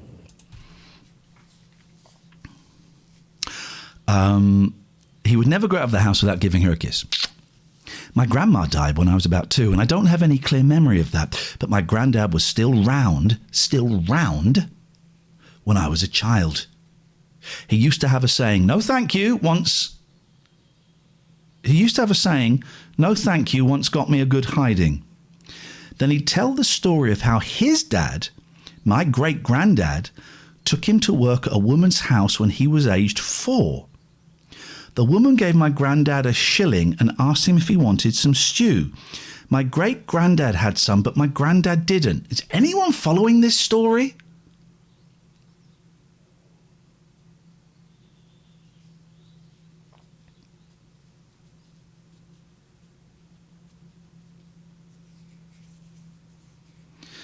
Coming across the fields afterwards, my granddad said, "I'm hungry."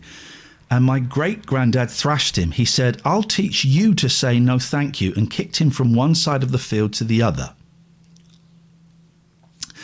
From those early years, I remember the spring cleaning. They used to get these huge peg rugs, which they make out of strips of old coats and bits of material knotted together, and beat them. Not much racism so far. My mam used to have a black leaded stove, and there was always a big pan of stew on it. Very stew heavy, chapter 2 of the Lynne Perrie story. A lot of stew. Stew pot. Stew pot. Oh, God, a pot of stew. I'm getting everything today. I'm finally working out what everything means. A pot of stew. Stew pot. I genuinely didn't get that. You know, you call someone Stuart, stew pot. I didn't get it. Perrie sauce. Lynne Perrie sauce. I didn't get it. Stew pot. My dad would come home from work and she'd have his dinner ready in a matter of minutes. In my early years, he worked as a bricklayer, and it was very heavy manual labour. Later, he got a job as a hot... By the way, if you're listening to this on the podcast, feel free to turn this up to 1.75. Zoom through this. Later, he got a job as a hot... Let me turn the ringer off. Yes, I did. Right, Scott just asked if I just doxed myself, and I said, yes, I did. I'll cut it out. Right. Sorry, guys, I feel like I'm letting you down. Right, here we go. Later, he got a job as a hot hand doing repairs inside the brick ovens at the furnace. When he came home from work in those days, he'd be wet through because the fires were still raging as he laboured. It must have been pure hell having to work in such intense heat, but my dad never grumbled. Mustn't grumble. Every night when he got home, he'd stand in the garden wringing the sweat out of his towel. It was a ritual for him. He'd ask, "Is dinner ready, Aggie?" And she'd always reply, "In 10 minutes." Then he would go outside where he had 2 planks resting on bricks in the garden. He used to lay on them and go to sleep. He'd be asleep in the blink of an eye. The work was that demanding that he came home totally worn out.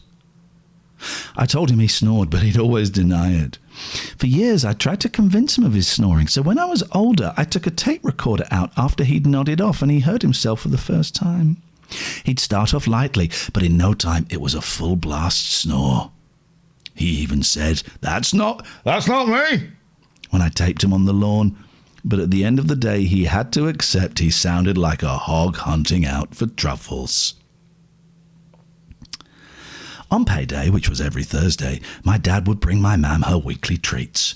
A quarter of Thornton's treacle toffee, a quarter of Thornton's Brazil nuts, a quarter of fruit and nut and a little miniature brandy. That's only 3/4. He thought about her all the time. He was nuts about her. Brazil nuts. When she didn't look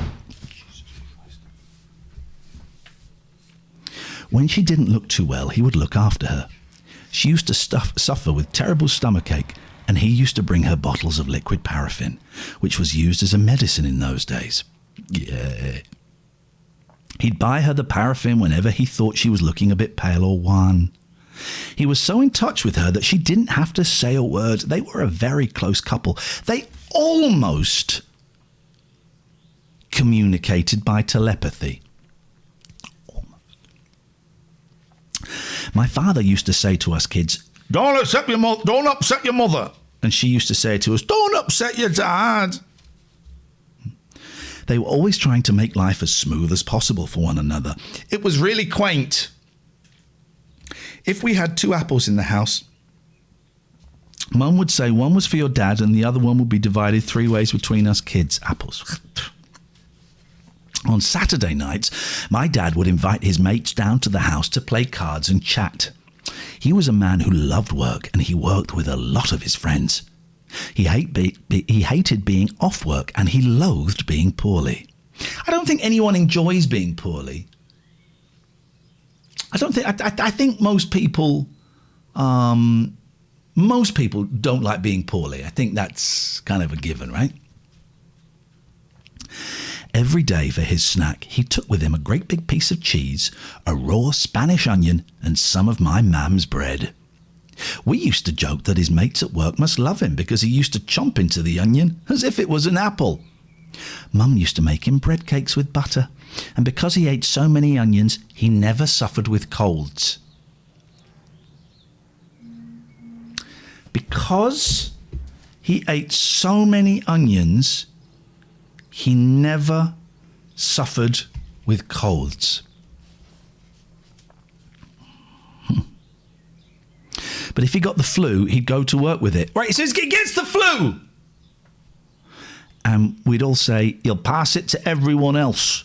But it didn't stop him. He just couldn't bear being off. I hate people who go to work with the flu or with colds. I hate it. I used to hate it at the radio station. If the presenter before me or one of the team had a cold, and I would go in and touch the crap that they had touched and get their fleas. I would not want to get their fleas. I don't want their fleas or their germs. I'm getting you. This might be my real voice. I could be talking in my real voice for all I know. We're like only on the okay. As a child, I'm going to speed up a little bit because this is going on a little bit. Okay. Let me just get rid of that guy there. Okay, that guy's gone.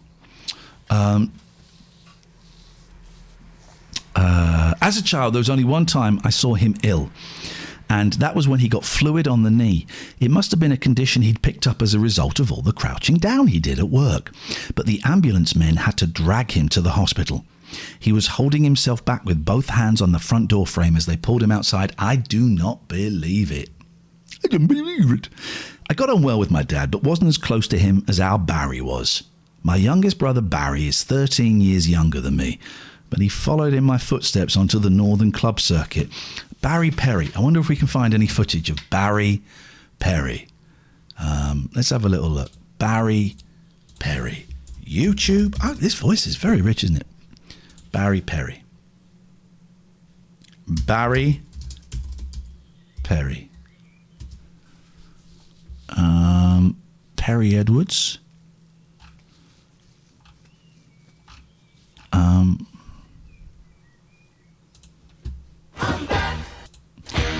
Back in the New York groove. There's no Barry Perrie, but I have found I found this. I don't know if this is absolutely nothing to do with what we're talking about, but this just shows you how my ADHD brain works. The Dingy Derby from Southend. We could watch this. Just offshore at Her real name wasn't Perrie, of course it wasn't. Thank you, Zoma. Southend-on-Sea, more than 100 12-foot sailing dinghies move away Sailing dinghies. at the start of their own classic race, the Burton Trophy. Quickly into the lead goes Chiquita. Helmsman is Barry Perrie.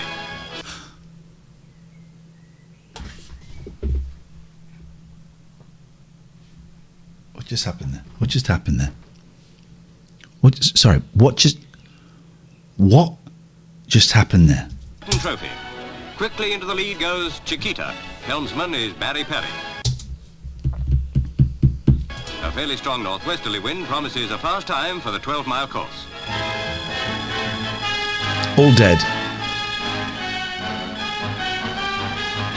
Choppy seas call for every ounce of skill by the crews. EO1, with Dr. Walden at the helm, nearly causes trouble, but all's well. Oh yeah, Barry Perrie is what I searched for. Thank you so much. I thought that was so fantastic, and then yes, thank you. I was reminded of that's actually what I typed into the search engine. Boats are heavy during the race. 12 boats capsize and one loses its mast, and nearly everyone has to get down to a spot of bailing out. But still as trim as ever and quite undamaged, little Chiquita comes sailing home well left. Chiquitita, you and I know what it is to dum-ba-ba-dum-bum. Oh, sing a new song, Chiquitita. rivals to win the Sir William Burton That was actually quite nice. Cup. All right, so let's find. Wait on. So, what was her real name? She gave her real name at the beginning of this chapter. Dudley. So let's find. We want Barry Dudley. Right, Barry Dudley. Barry Dudley violins. Why I Drive by Barry Dudley. Lynne Perrie's brother. Lynne Perrie, The Ghost of Ivy Tilsley.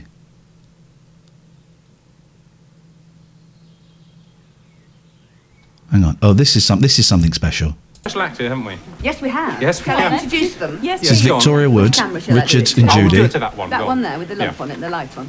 I would now like to introduce Miss Lynne Perrie Here we go. singing Ships That Pass in the Night. Thank you. Thank You're you. on.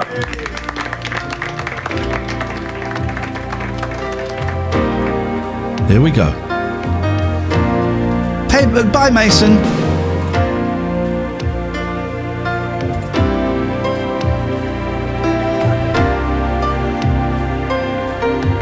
I'm in love with that backing singer. I only saw him once. Okay, I'm wondering. I saw this. Lynne Perrie, The Ghost of Ivy Tilsley. I've had my hair done, Frank. I think it's nice and smooth, you know. Yes, I do. I think it's I'm telling this. yeah, because I was used to have it curly and all That's right. curled up, you know. Well, let's get to that later.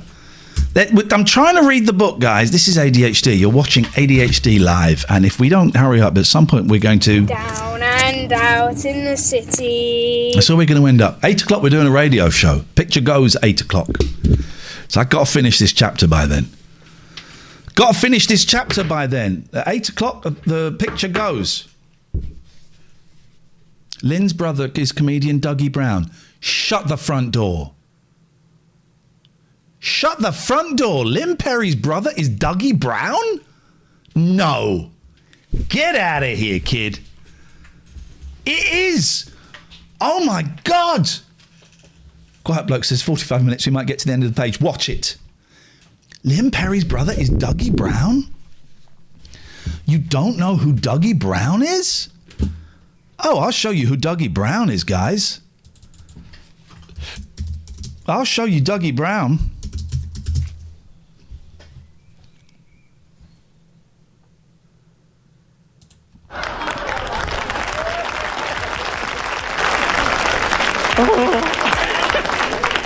This fella's got this little parrot, you see, and he's teaching it how to speak.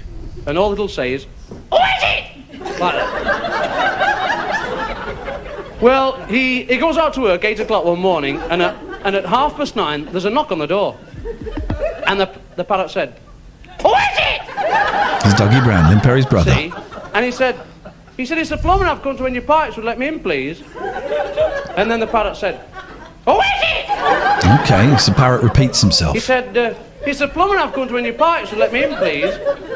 And then the parrot said, "Who is it?" This is good, I like this. This is good. I like his outfit. He said, "It's the plumber I've come to when your pipes would let me in." This is good. And then the parrot said, "Who is it?" This is good. It's the plumber I've come to when your pipes would let me in. I forgot the end.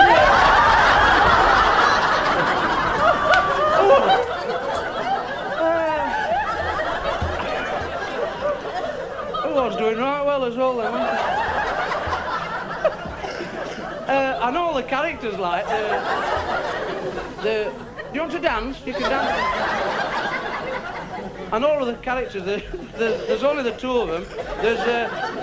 There's the parrot who's in the cage, and I know what he said. He said, "Who is it?" See? And then This is good. chap's outside, and he said, "What do you mean?" Oh no, that was me earlier. No. He said, "It's a plumber I've come to in your pipes. Let me in, please." The parrot said, "Who is it?" There's Farage, Nigel Farage there in the audience. This is quite Kaufman-esque in a way of telling a joke, the repetition. The parrot's in the cage, and he did say, right enough, he said, see, and then this chap's outside, and he didn't say it's the plumber I've come to when your pipes will let me in, please. That's where I've gone wrong. He said, it's the plumber I've come to when your pipes will let me in, please, angrily. He went on for about 4.5 hours, and he's screaming and shouting his head off, and in the end the blood pressure got the better of him. And he collapsed in a heap on the stairs, and at 5 o'clock the man came home from work. Well, he fell right over this body, and he looked down and he said, Witty! That's a good joke. And the parrot said, it's the plumber he's going to...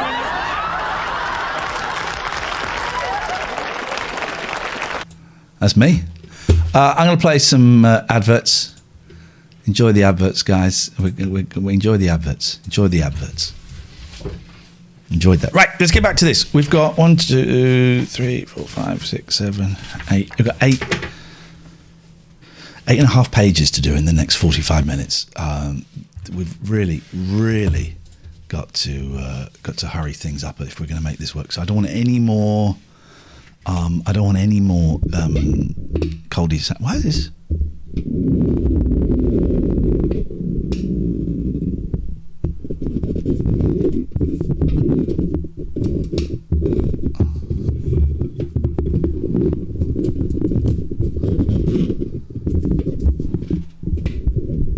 That's better. Barry wasn't even born when I made my first public singing appearance. When I was only 3, I was... oh, God, someone's calling in. Hello, yes? Hello, is that Ian Lee? Yes. Hi, hello, Ian. My name's Jack. I just thought I'd call to say hello, really. I'm a new fan of yours, and I've been watching a lot of your YouTube, and it's been... I've just sort of gone on a bit of a rabbit hole. I think you're amazing. I just wanted to call you and say. Thank you, Jack.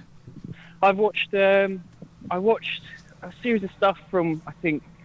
Well, your angry calls from a guy I think called Andy, 14 years ago, which is quite funny. Was he the guy that wanted to become a dentist just so he could pull my teeth out without anaesthetic? Yeah. Did you find if he was real? I genuinely don't know.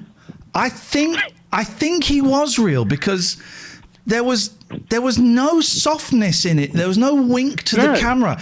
It was horrible. It was quite funny. It wasn't funny for you. Well, actually, maybe it was quite funny. It was funny at the time. It was funny at the time, yeah. It was radio comedy gold, I thought. And well, thank you. I watched all of that, and then the main reason I've come off is... just called you is because... You've done what? I just watched the video where you talked someone... I think he was suicidal. And then I just thought that was so incredible because I sort of found you quite funny. But then I didn't realise that you'd done quite amazing things on your show. So I felt obliged to call and say... Well done, I got a sensitive side. I got a very sensitive side as well. I don't like people dying. Thank you. Well, we've had a couple of people call the show one had taken a very big overdose and one had taken a slightly smaller overdose. And I've done neither, luckily, but this is all sincere. Oh no, it's fine. But I do have to wonder. Yeah. Why so many of my audience, want to end it? I kind of think, what am I doing wrong that?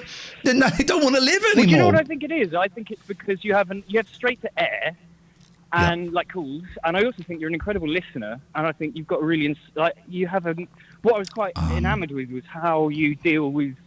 You can go from a really serious call to a really funny one, and you just somehow are very, very conversational. Even when things get really dark, I don't know how you do it. I am waiting. Now listen, because if I were to give a masterclass on how to do a prank call, right? You would be following the instructions perfectly because you come on, you've got a bit of knowledge about me, and you're buttering me up, and then now would be the perfect opportunity to say something racist or call me a boomer, and I should go and kill my. Now would be the perfect time to do it. Well, you see, in this because I think you've been met with so much, adversity and anger from a lot of your calls and insincerity at times. That you're just not used to taking a real nice person calling in and saying nice things. Is that true? I think that's very true. I am suspicious. I have to be suspicious. Oh, here we go. Well, I'm going to try and prank call you in the next month or so. I won't tell you when, obviously, but you got to. I guess you got to. Maybe you can guess if it's me or not. Okay, so remind me your name. What was your name? Or maybe that was a fake name. Jack. Was that no, right? Jack. That's your real name. Yeah, that's genuinely my real name. But I think it'd be quite funny if I call in at some point, and you never know it's me, maybe, or maybe you will. Okay, well, I just actually thought I'd call to say I'm a genuine new fan, genuinely, and I didn't realise you had a stream until today. But I think maybe I heard. Sorry, it's just because I've literally rabbit holed you for the past few days, so I've got a lot of backlog of stuff. Thank you. But the other thing was James Buckley. You had an interview with James Buckley about a year ago? Yeah, probably. Well, we had him on the stream a year ago. He came in and sat in on the radio show a couple of years ago. Came in for, I think, nearly all of the night. Turns out he's a fan of the radio show. Yeah, well, I think he's great. But I noticed on that you said that you were thinking of moving into counselling. I'm coming to the end of my first year of training, yeah. That's amazing. I honestly, because I hadn't realised that was the case. I think it would be a massive shame if you stopped doing the radio and the streaming, but I do think you'd be really good at it. I mean, you've just somehow picked up, I don't know, maybe it's just through the thousands of calls you've had, picked up a way of dealing with people, I suppose, of a delicate nature. Thank you, Jack. That's fair. Now I'm aware that I sound insincere. Also, I've got really bad indigestion because I had a big roast and a cheese board. It's Father's Day. Deserve it, mate. Thank you, man. That's really kind of you to say. What can I ask? How did you? Because I fall down rabbit holes on YouTube all the time, and I love it. But how did you kind of stumble over me? What was the thing that led to me? I can't remember exactly. It was probably through a talk radio show. Okay. And I actually messaged you on Twitch a few days ago about potentially cleaning out your bins, but I thought that's probably not the best, not the most rewarding thing to do. But, that was you! Oh, yeah. I can't give you any help whatsoever in terms of work. No, I can't get work. Right. You know what I mean? I just thought because, but anyway, I think it was Talk Sport where I think I'd seen just a couple of clips, and I was laughing at the way that you were dealing with angry callers. I thought it was really funny, and I really liked the digs that you were doing at Jim Davidson. That was definitely something that I appreciated. He made my sister's life a misery when she worked on the Generation Game years and years ago. So he can get effed as far as I'm concerned. Well, I did a stint in the theatre as working behind the stage, and I heard from one of the stagehands that he had been really inappropriate with her backstage, and it didn't really surprise me, to be honest. No, he was a thoroughly unpleasant man to my sister, and I can imagine he was thoroughly unpleasant to everyone. Hey, Jack, listen, it's nice to talk to you, man. Thank you very much. Yeah, no, sorry for taking your time, but right. I genuinely wanted to just call and say that I've just observed your career very quickly. Yeah, I'm going to try and trick you in the next month. Never going to work. Never going to work, buddy. Well, it might, Ian. Get the hell out of here, you piece of trash. Never going to work.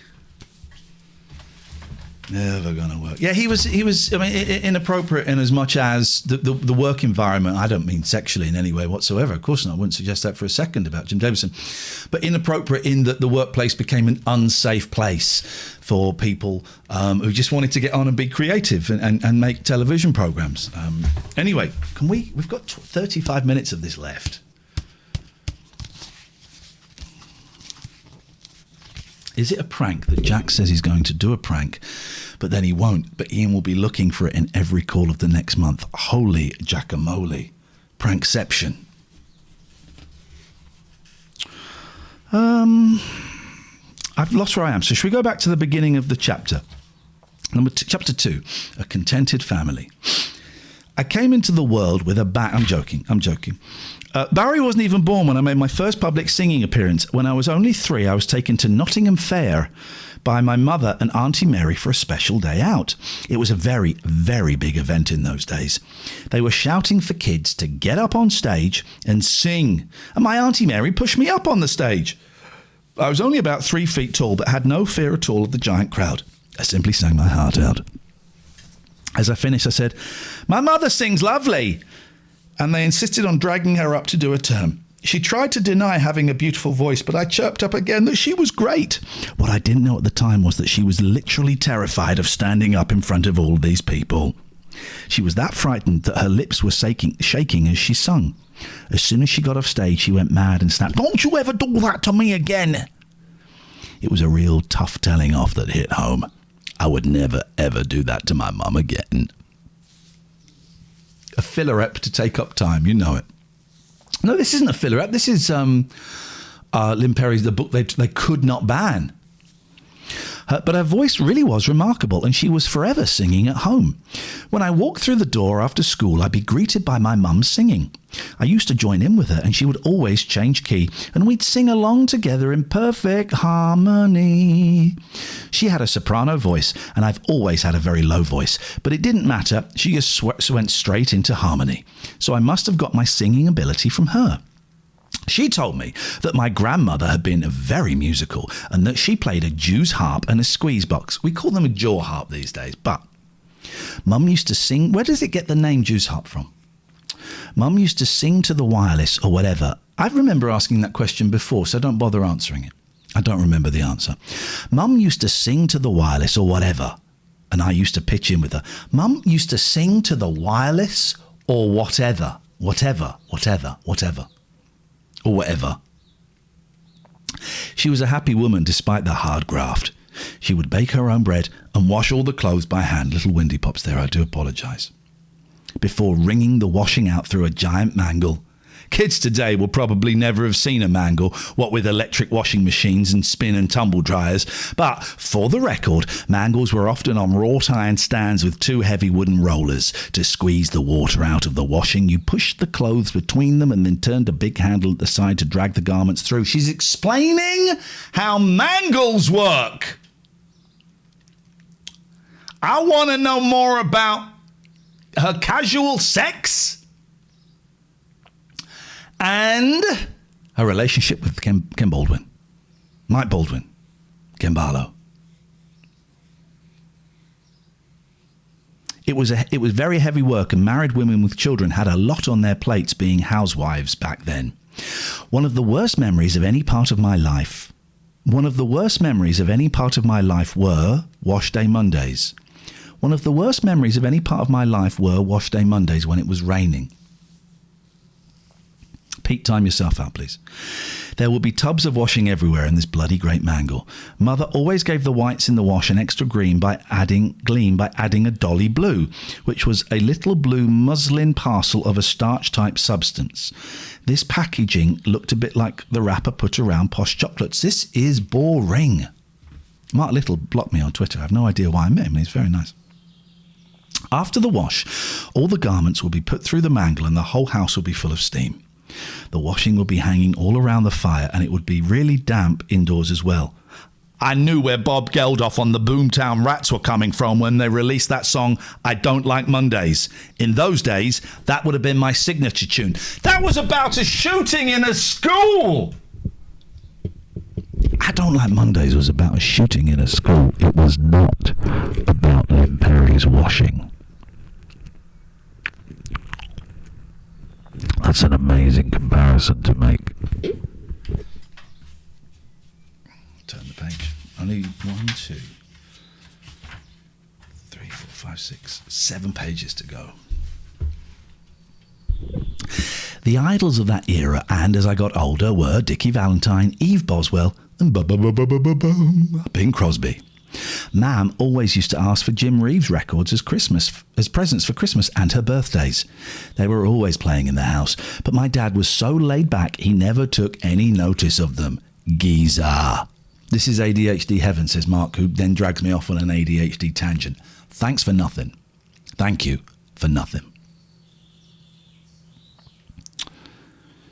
Mum's idea of a good Saturday night was looking after my dad's mates when they came round to play cards. Not like that! Thank you, big boy. She used to wash her long black hair, put clips in it and part it down the middle. She used to put a clean pinny on and used to cook for them. Isn't it funny that used and used is the same as used? If you say it like that, she used to put on a clean pinny and used to cook for them. She's two used in that. She used to put a clean pinny on and used to cook for them. Two used in there. I remember this happening from the age of about 4 or 5. We're going to play some adverts, guys, for the pots, the pieces of trash. You know who you are.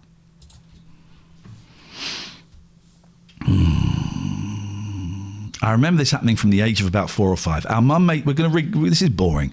Our mum made sure we all had a really happy childhood. We moved from my grand's to a 3-bedroom semi-detached council house in East Dean, Rotherham, when I was about 6. And it was there that I gave regular singing performances from the top of the stairs for my Uncle Jackie. He used to call... Jackie! He used to call at the house to see my mother on the way home from working on his fruit cart. He would come to the bottom of the stairs and shout out, "Sing Carolina Moon for me, Jean." Jean Wayne. I'd come to the top of the stairs and sing Carolina Moon for him. He was a strange-looking chap. He was a very bad asthmatic and had a hump on his back. What has this got to do with anybody's life apart from hers? Why? Oh, why am I hearing this? From an early age, I was pretty extrovert and enjoyed entertaining. I used to walk around with my mother's shoes and all her clothes on playing pretend games. Kids are forever dressing up, and I was no different in that respect. During our time in that house in East Dean, I got a tiny playmate when our Keith was born, Dougie Brown.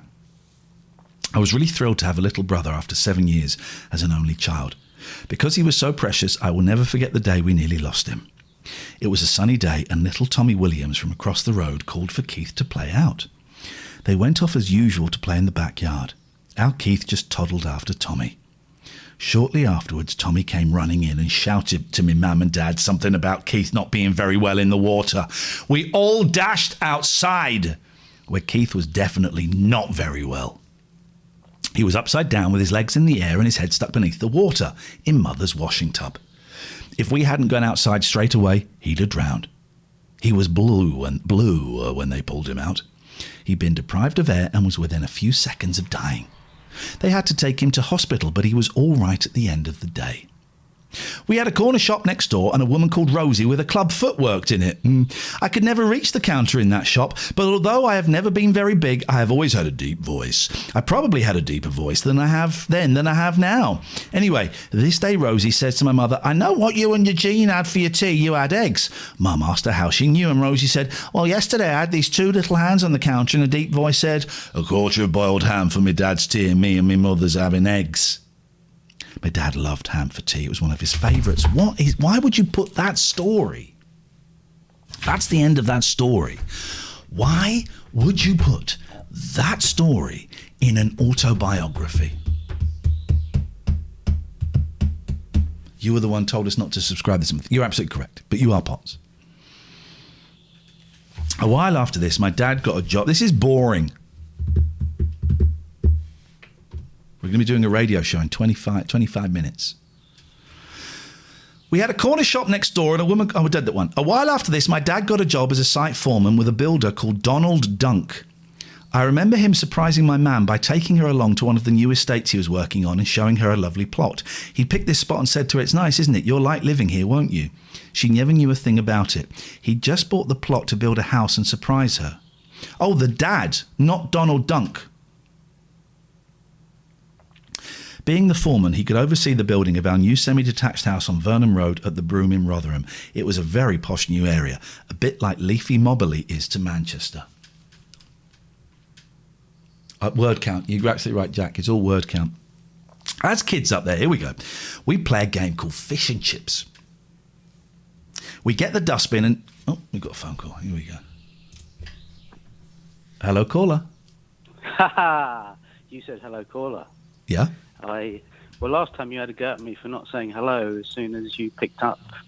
Well, so because I knew it was. Well, you are, because you're an idiot. Because I knew it was you, and I didn't want to have 5 minutes of dead air waiting for you to remember how phone calls work. Caller. Okay.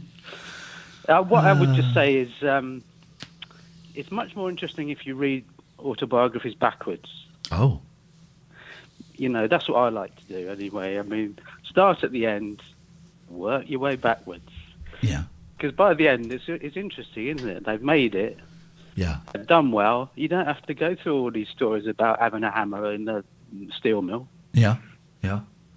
You could literally start at the end. It is. I don't like. Here's what I don't like. Alistair, I'll be with you in a second. I see you, baby, shaking that ass. I don't like it in autobiographies when they go, or biographies, or when they talk about the grandparents moving over from Ireland, and you get like the 2 chapters on.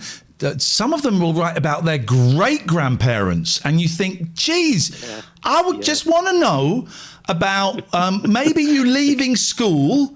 And then someone hearing you sing in a club and you get your first record deal. Pick it up from there. There. Yeah, I know. There's a book called Morrissey and Marr, The Severed Alliance. Right? Oh, Johnny Rogan. This is a biography. But literally, I think the first quarter of the book is about, the beginning of Ireland as a country or something. Oh, no. Is that Johnny Rogan? Yes, it is. Okay, I was thinking of him today. Yeah. I mean, obviously a brilliant writer, but he does tend to overdo the. Well, I was looking at my bookcase, and I've got 2. I mean, I read his original Birds book, but now I've got volumes 1 and 2, and it's just, I don't know if I've got time. I don't know if I sat down and started reading it now, would I have enough life left in me? The blooming Ray Davies book he wrote is about 4,000 pages. I mean, it seems that way. Yeah. And that was extended from a really good book that he wrote in the 80s.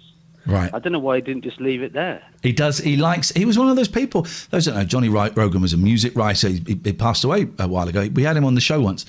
But he would considered himself an historian. He was treating. I've started reading a book about Dylan, and he was treating, Ray Davies and the Byrds in the same way that we would treat Shakespeare, and would cram in all of that detail. I think it's possibly a little bit overladen, if that's a word. It isn't. Thank you very much indeed. No, it probably is. But yeah, I mean, he's an absolutely. I mean, the depth of it when it gets to the interesting bits is better than anybody else. I actually recognised Johnny Rogan in the street once. I'm sure that didn't happen to him very often. Yeah. He had a gold tooth. I said, did he? Of course, yeah. You interviewed the guy because he was very reclusive, wasn't he? He spent an entire year in the library once. Or something. I don't know. I sent him an email saying, I don't suppose you fancy coming on. Yeah, do you want to meet in a pub tomorrow? Yeah, sure, whatever, fine. Very nice guy. As I said, very, very, very reclusive, and But no, he did. Was he under the table in the pub? Because sometimes people who are recluses, they. He was. I think he had a pint, but he was sober. I tell you what, I get texts every now and then, like every 3, 4, 5 months, from Tony Slattery. Johnny Rogan. From Tony Slattery. Right. And every time if I may be so bold, let me read the last one that I got. I remember the interview you did with him. That was a blooming strange interview. He's such a lovely man. I've really enjoyed his company. But this is the last one he sent in May. I send my love and respect and admiration and antibodies to you. And I said, I'm with my boy. And he rang me, actually. He never rings. He rang. And I replied, I'm with the boys. Can I call you tomorrow? Are you okay? And then nothing, not heard anything back from him. I sent him another text and not heard anything back from him. It's incredible. I mean, that'd be an interesting autobiography. I wonder if he's written that. I didn't see the documentary they did about him. Yeah. Someone's just sent me. I've just been sent a picture of my 9-year-old as a Pixar character. There's an app you can do. You'd look great on it, John. You'd look great as a Pixar character. There's an app. Dr. Edge. It sounds a little bit pervy. Dr. Doom. Dr. Doom I was thinking of. Go away now. I'm going to speak to Alistair. Okay. Tatty buys. Buys. TTFM. Alistair. Dun dun dun dun dun dun dun. Alistair. Hello, mate. Hi. How you doing?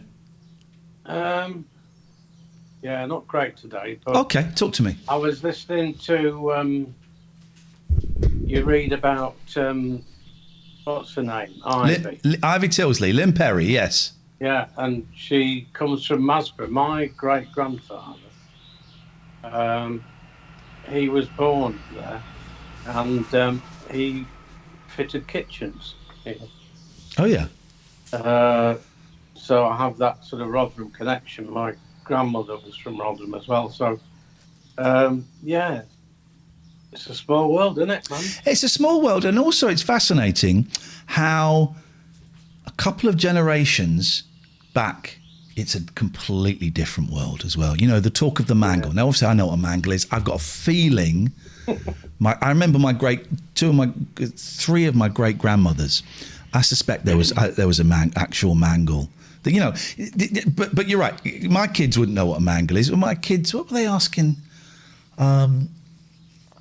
They saw me doing the tapes, the bootleg tapes, and they've seen tapes before, but they couldn't. They went, what are you doing with those records? CDs, tapes, you know. And it's funny how I grew up, tapes were my life when I was a kid. I would buy records and never listen to them. I would just tape them. And, you know, 25 years later, what is that? You know, it doesn't take, you don't have to go far back in time for it to be a completely different world. That's right. I remember we were supplied, or we had access to mangles. Yeah. At the boarding school. Uh-oh. So if we were washing our own clothes, sometimes there was a laundry system, but service, but like sports clothes or whatever.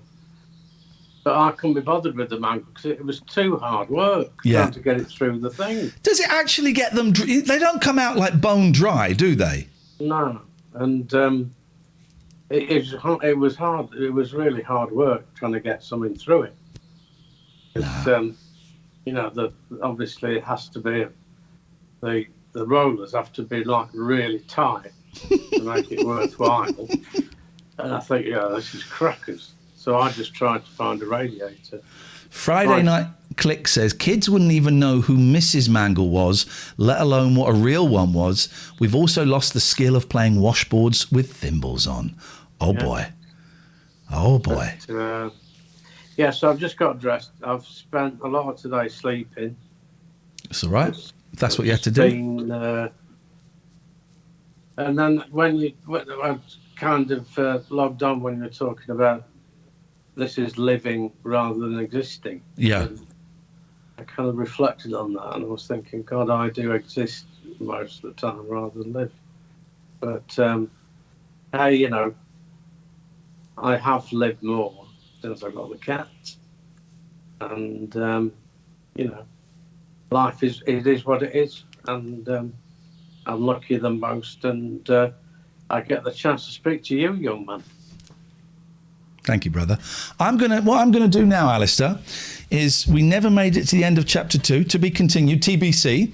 I'm gonna stop the stream, and then I'm gonna restart the stream almost immediately, and we're gonna go into the radio show with no picture. But I want to restart the stream, just stop and restart, just to give it makes it easier for me to edit. So maybe I'll speak to you in the next couple of hours. Maybe. No pressure, brother. See you soon. Tutty bye. Tutty bye. So we are going to take a little break. 30 seconds tops, and we'll be back. So stay tuned.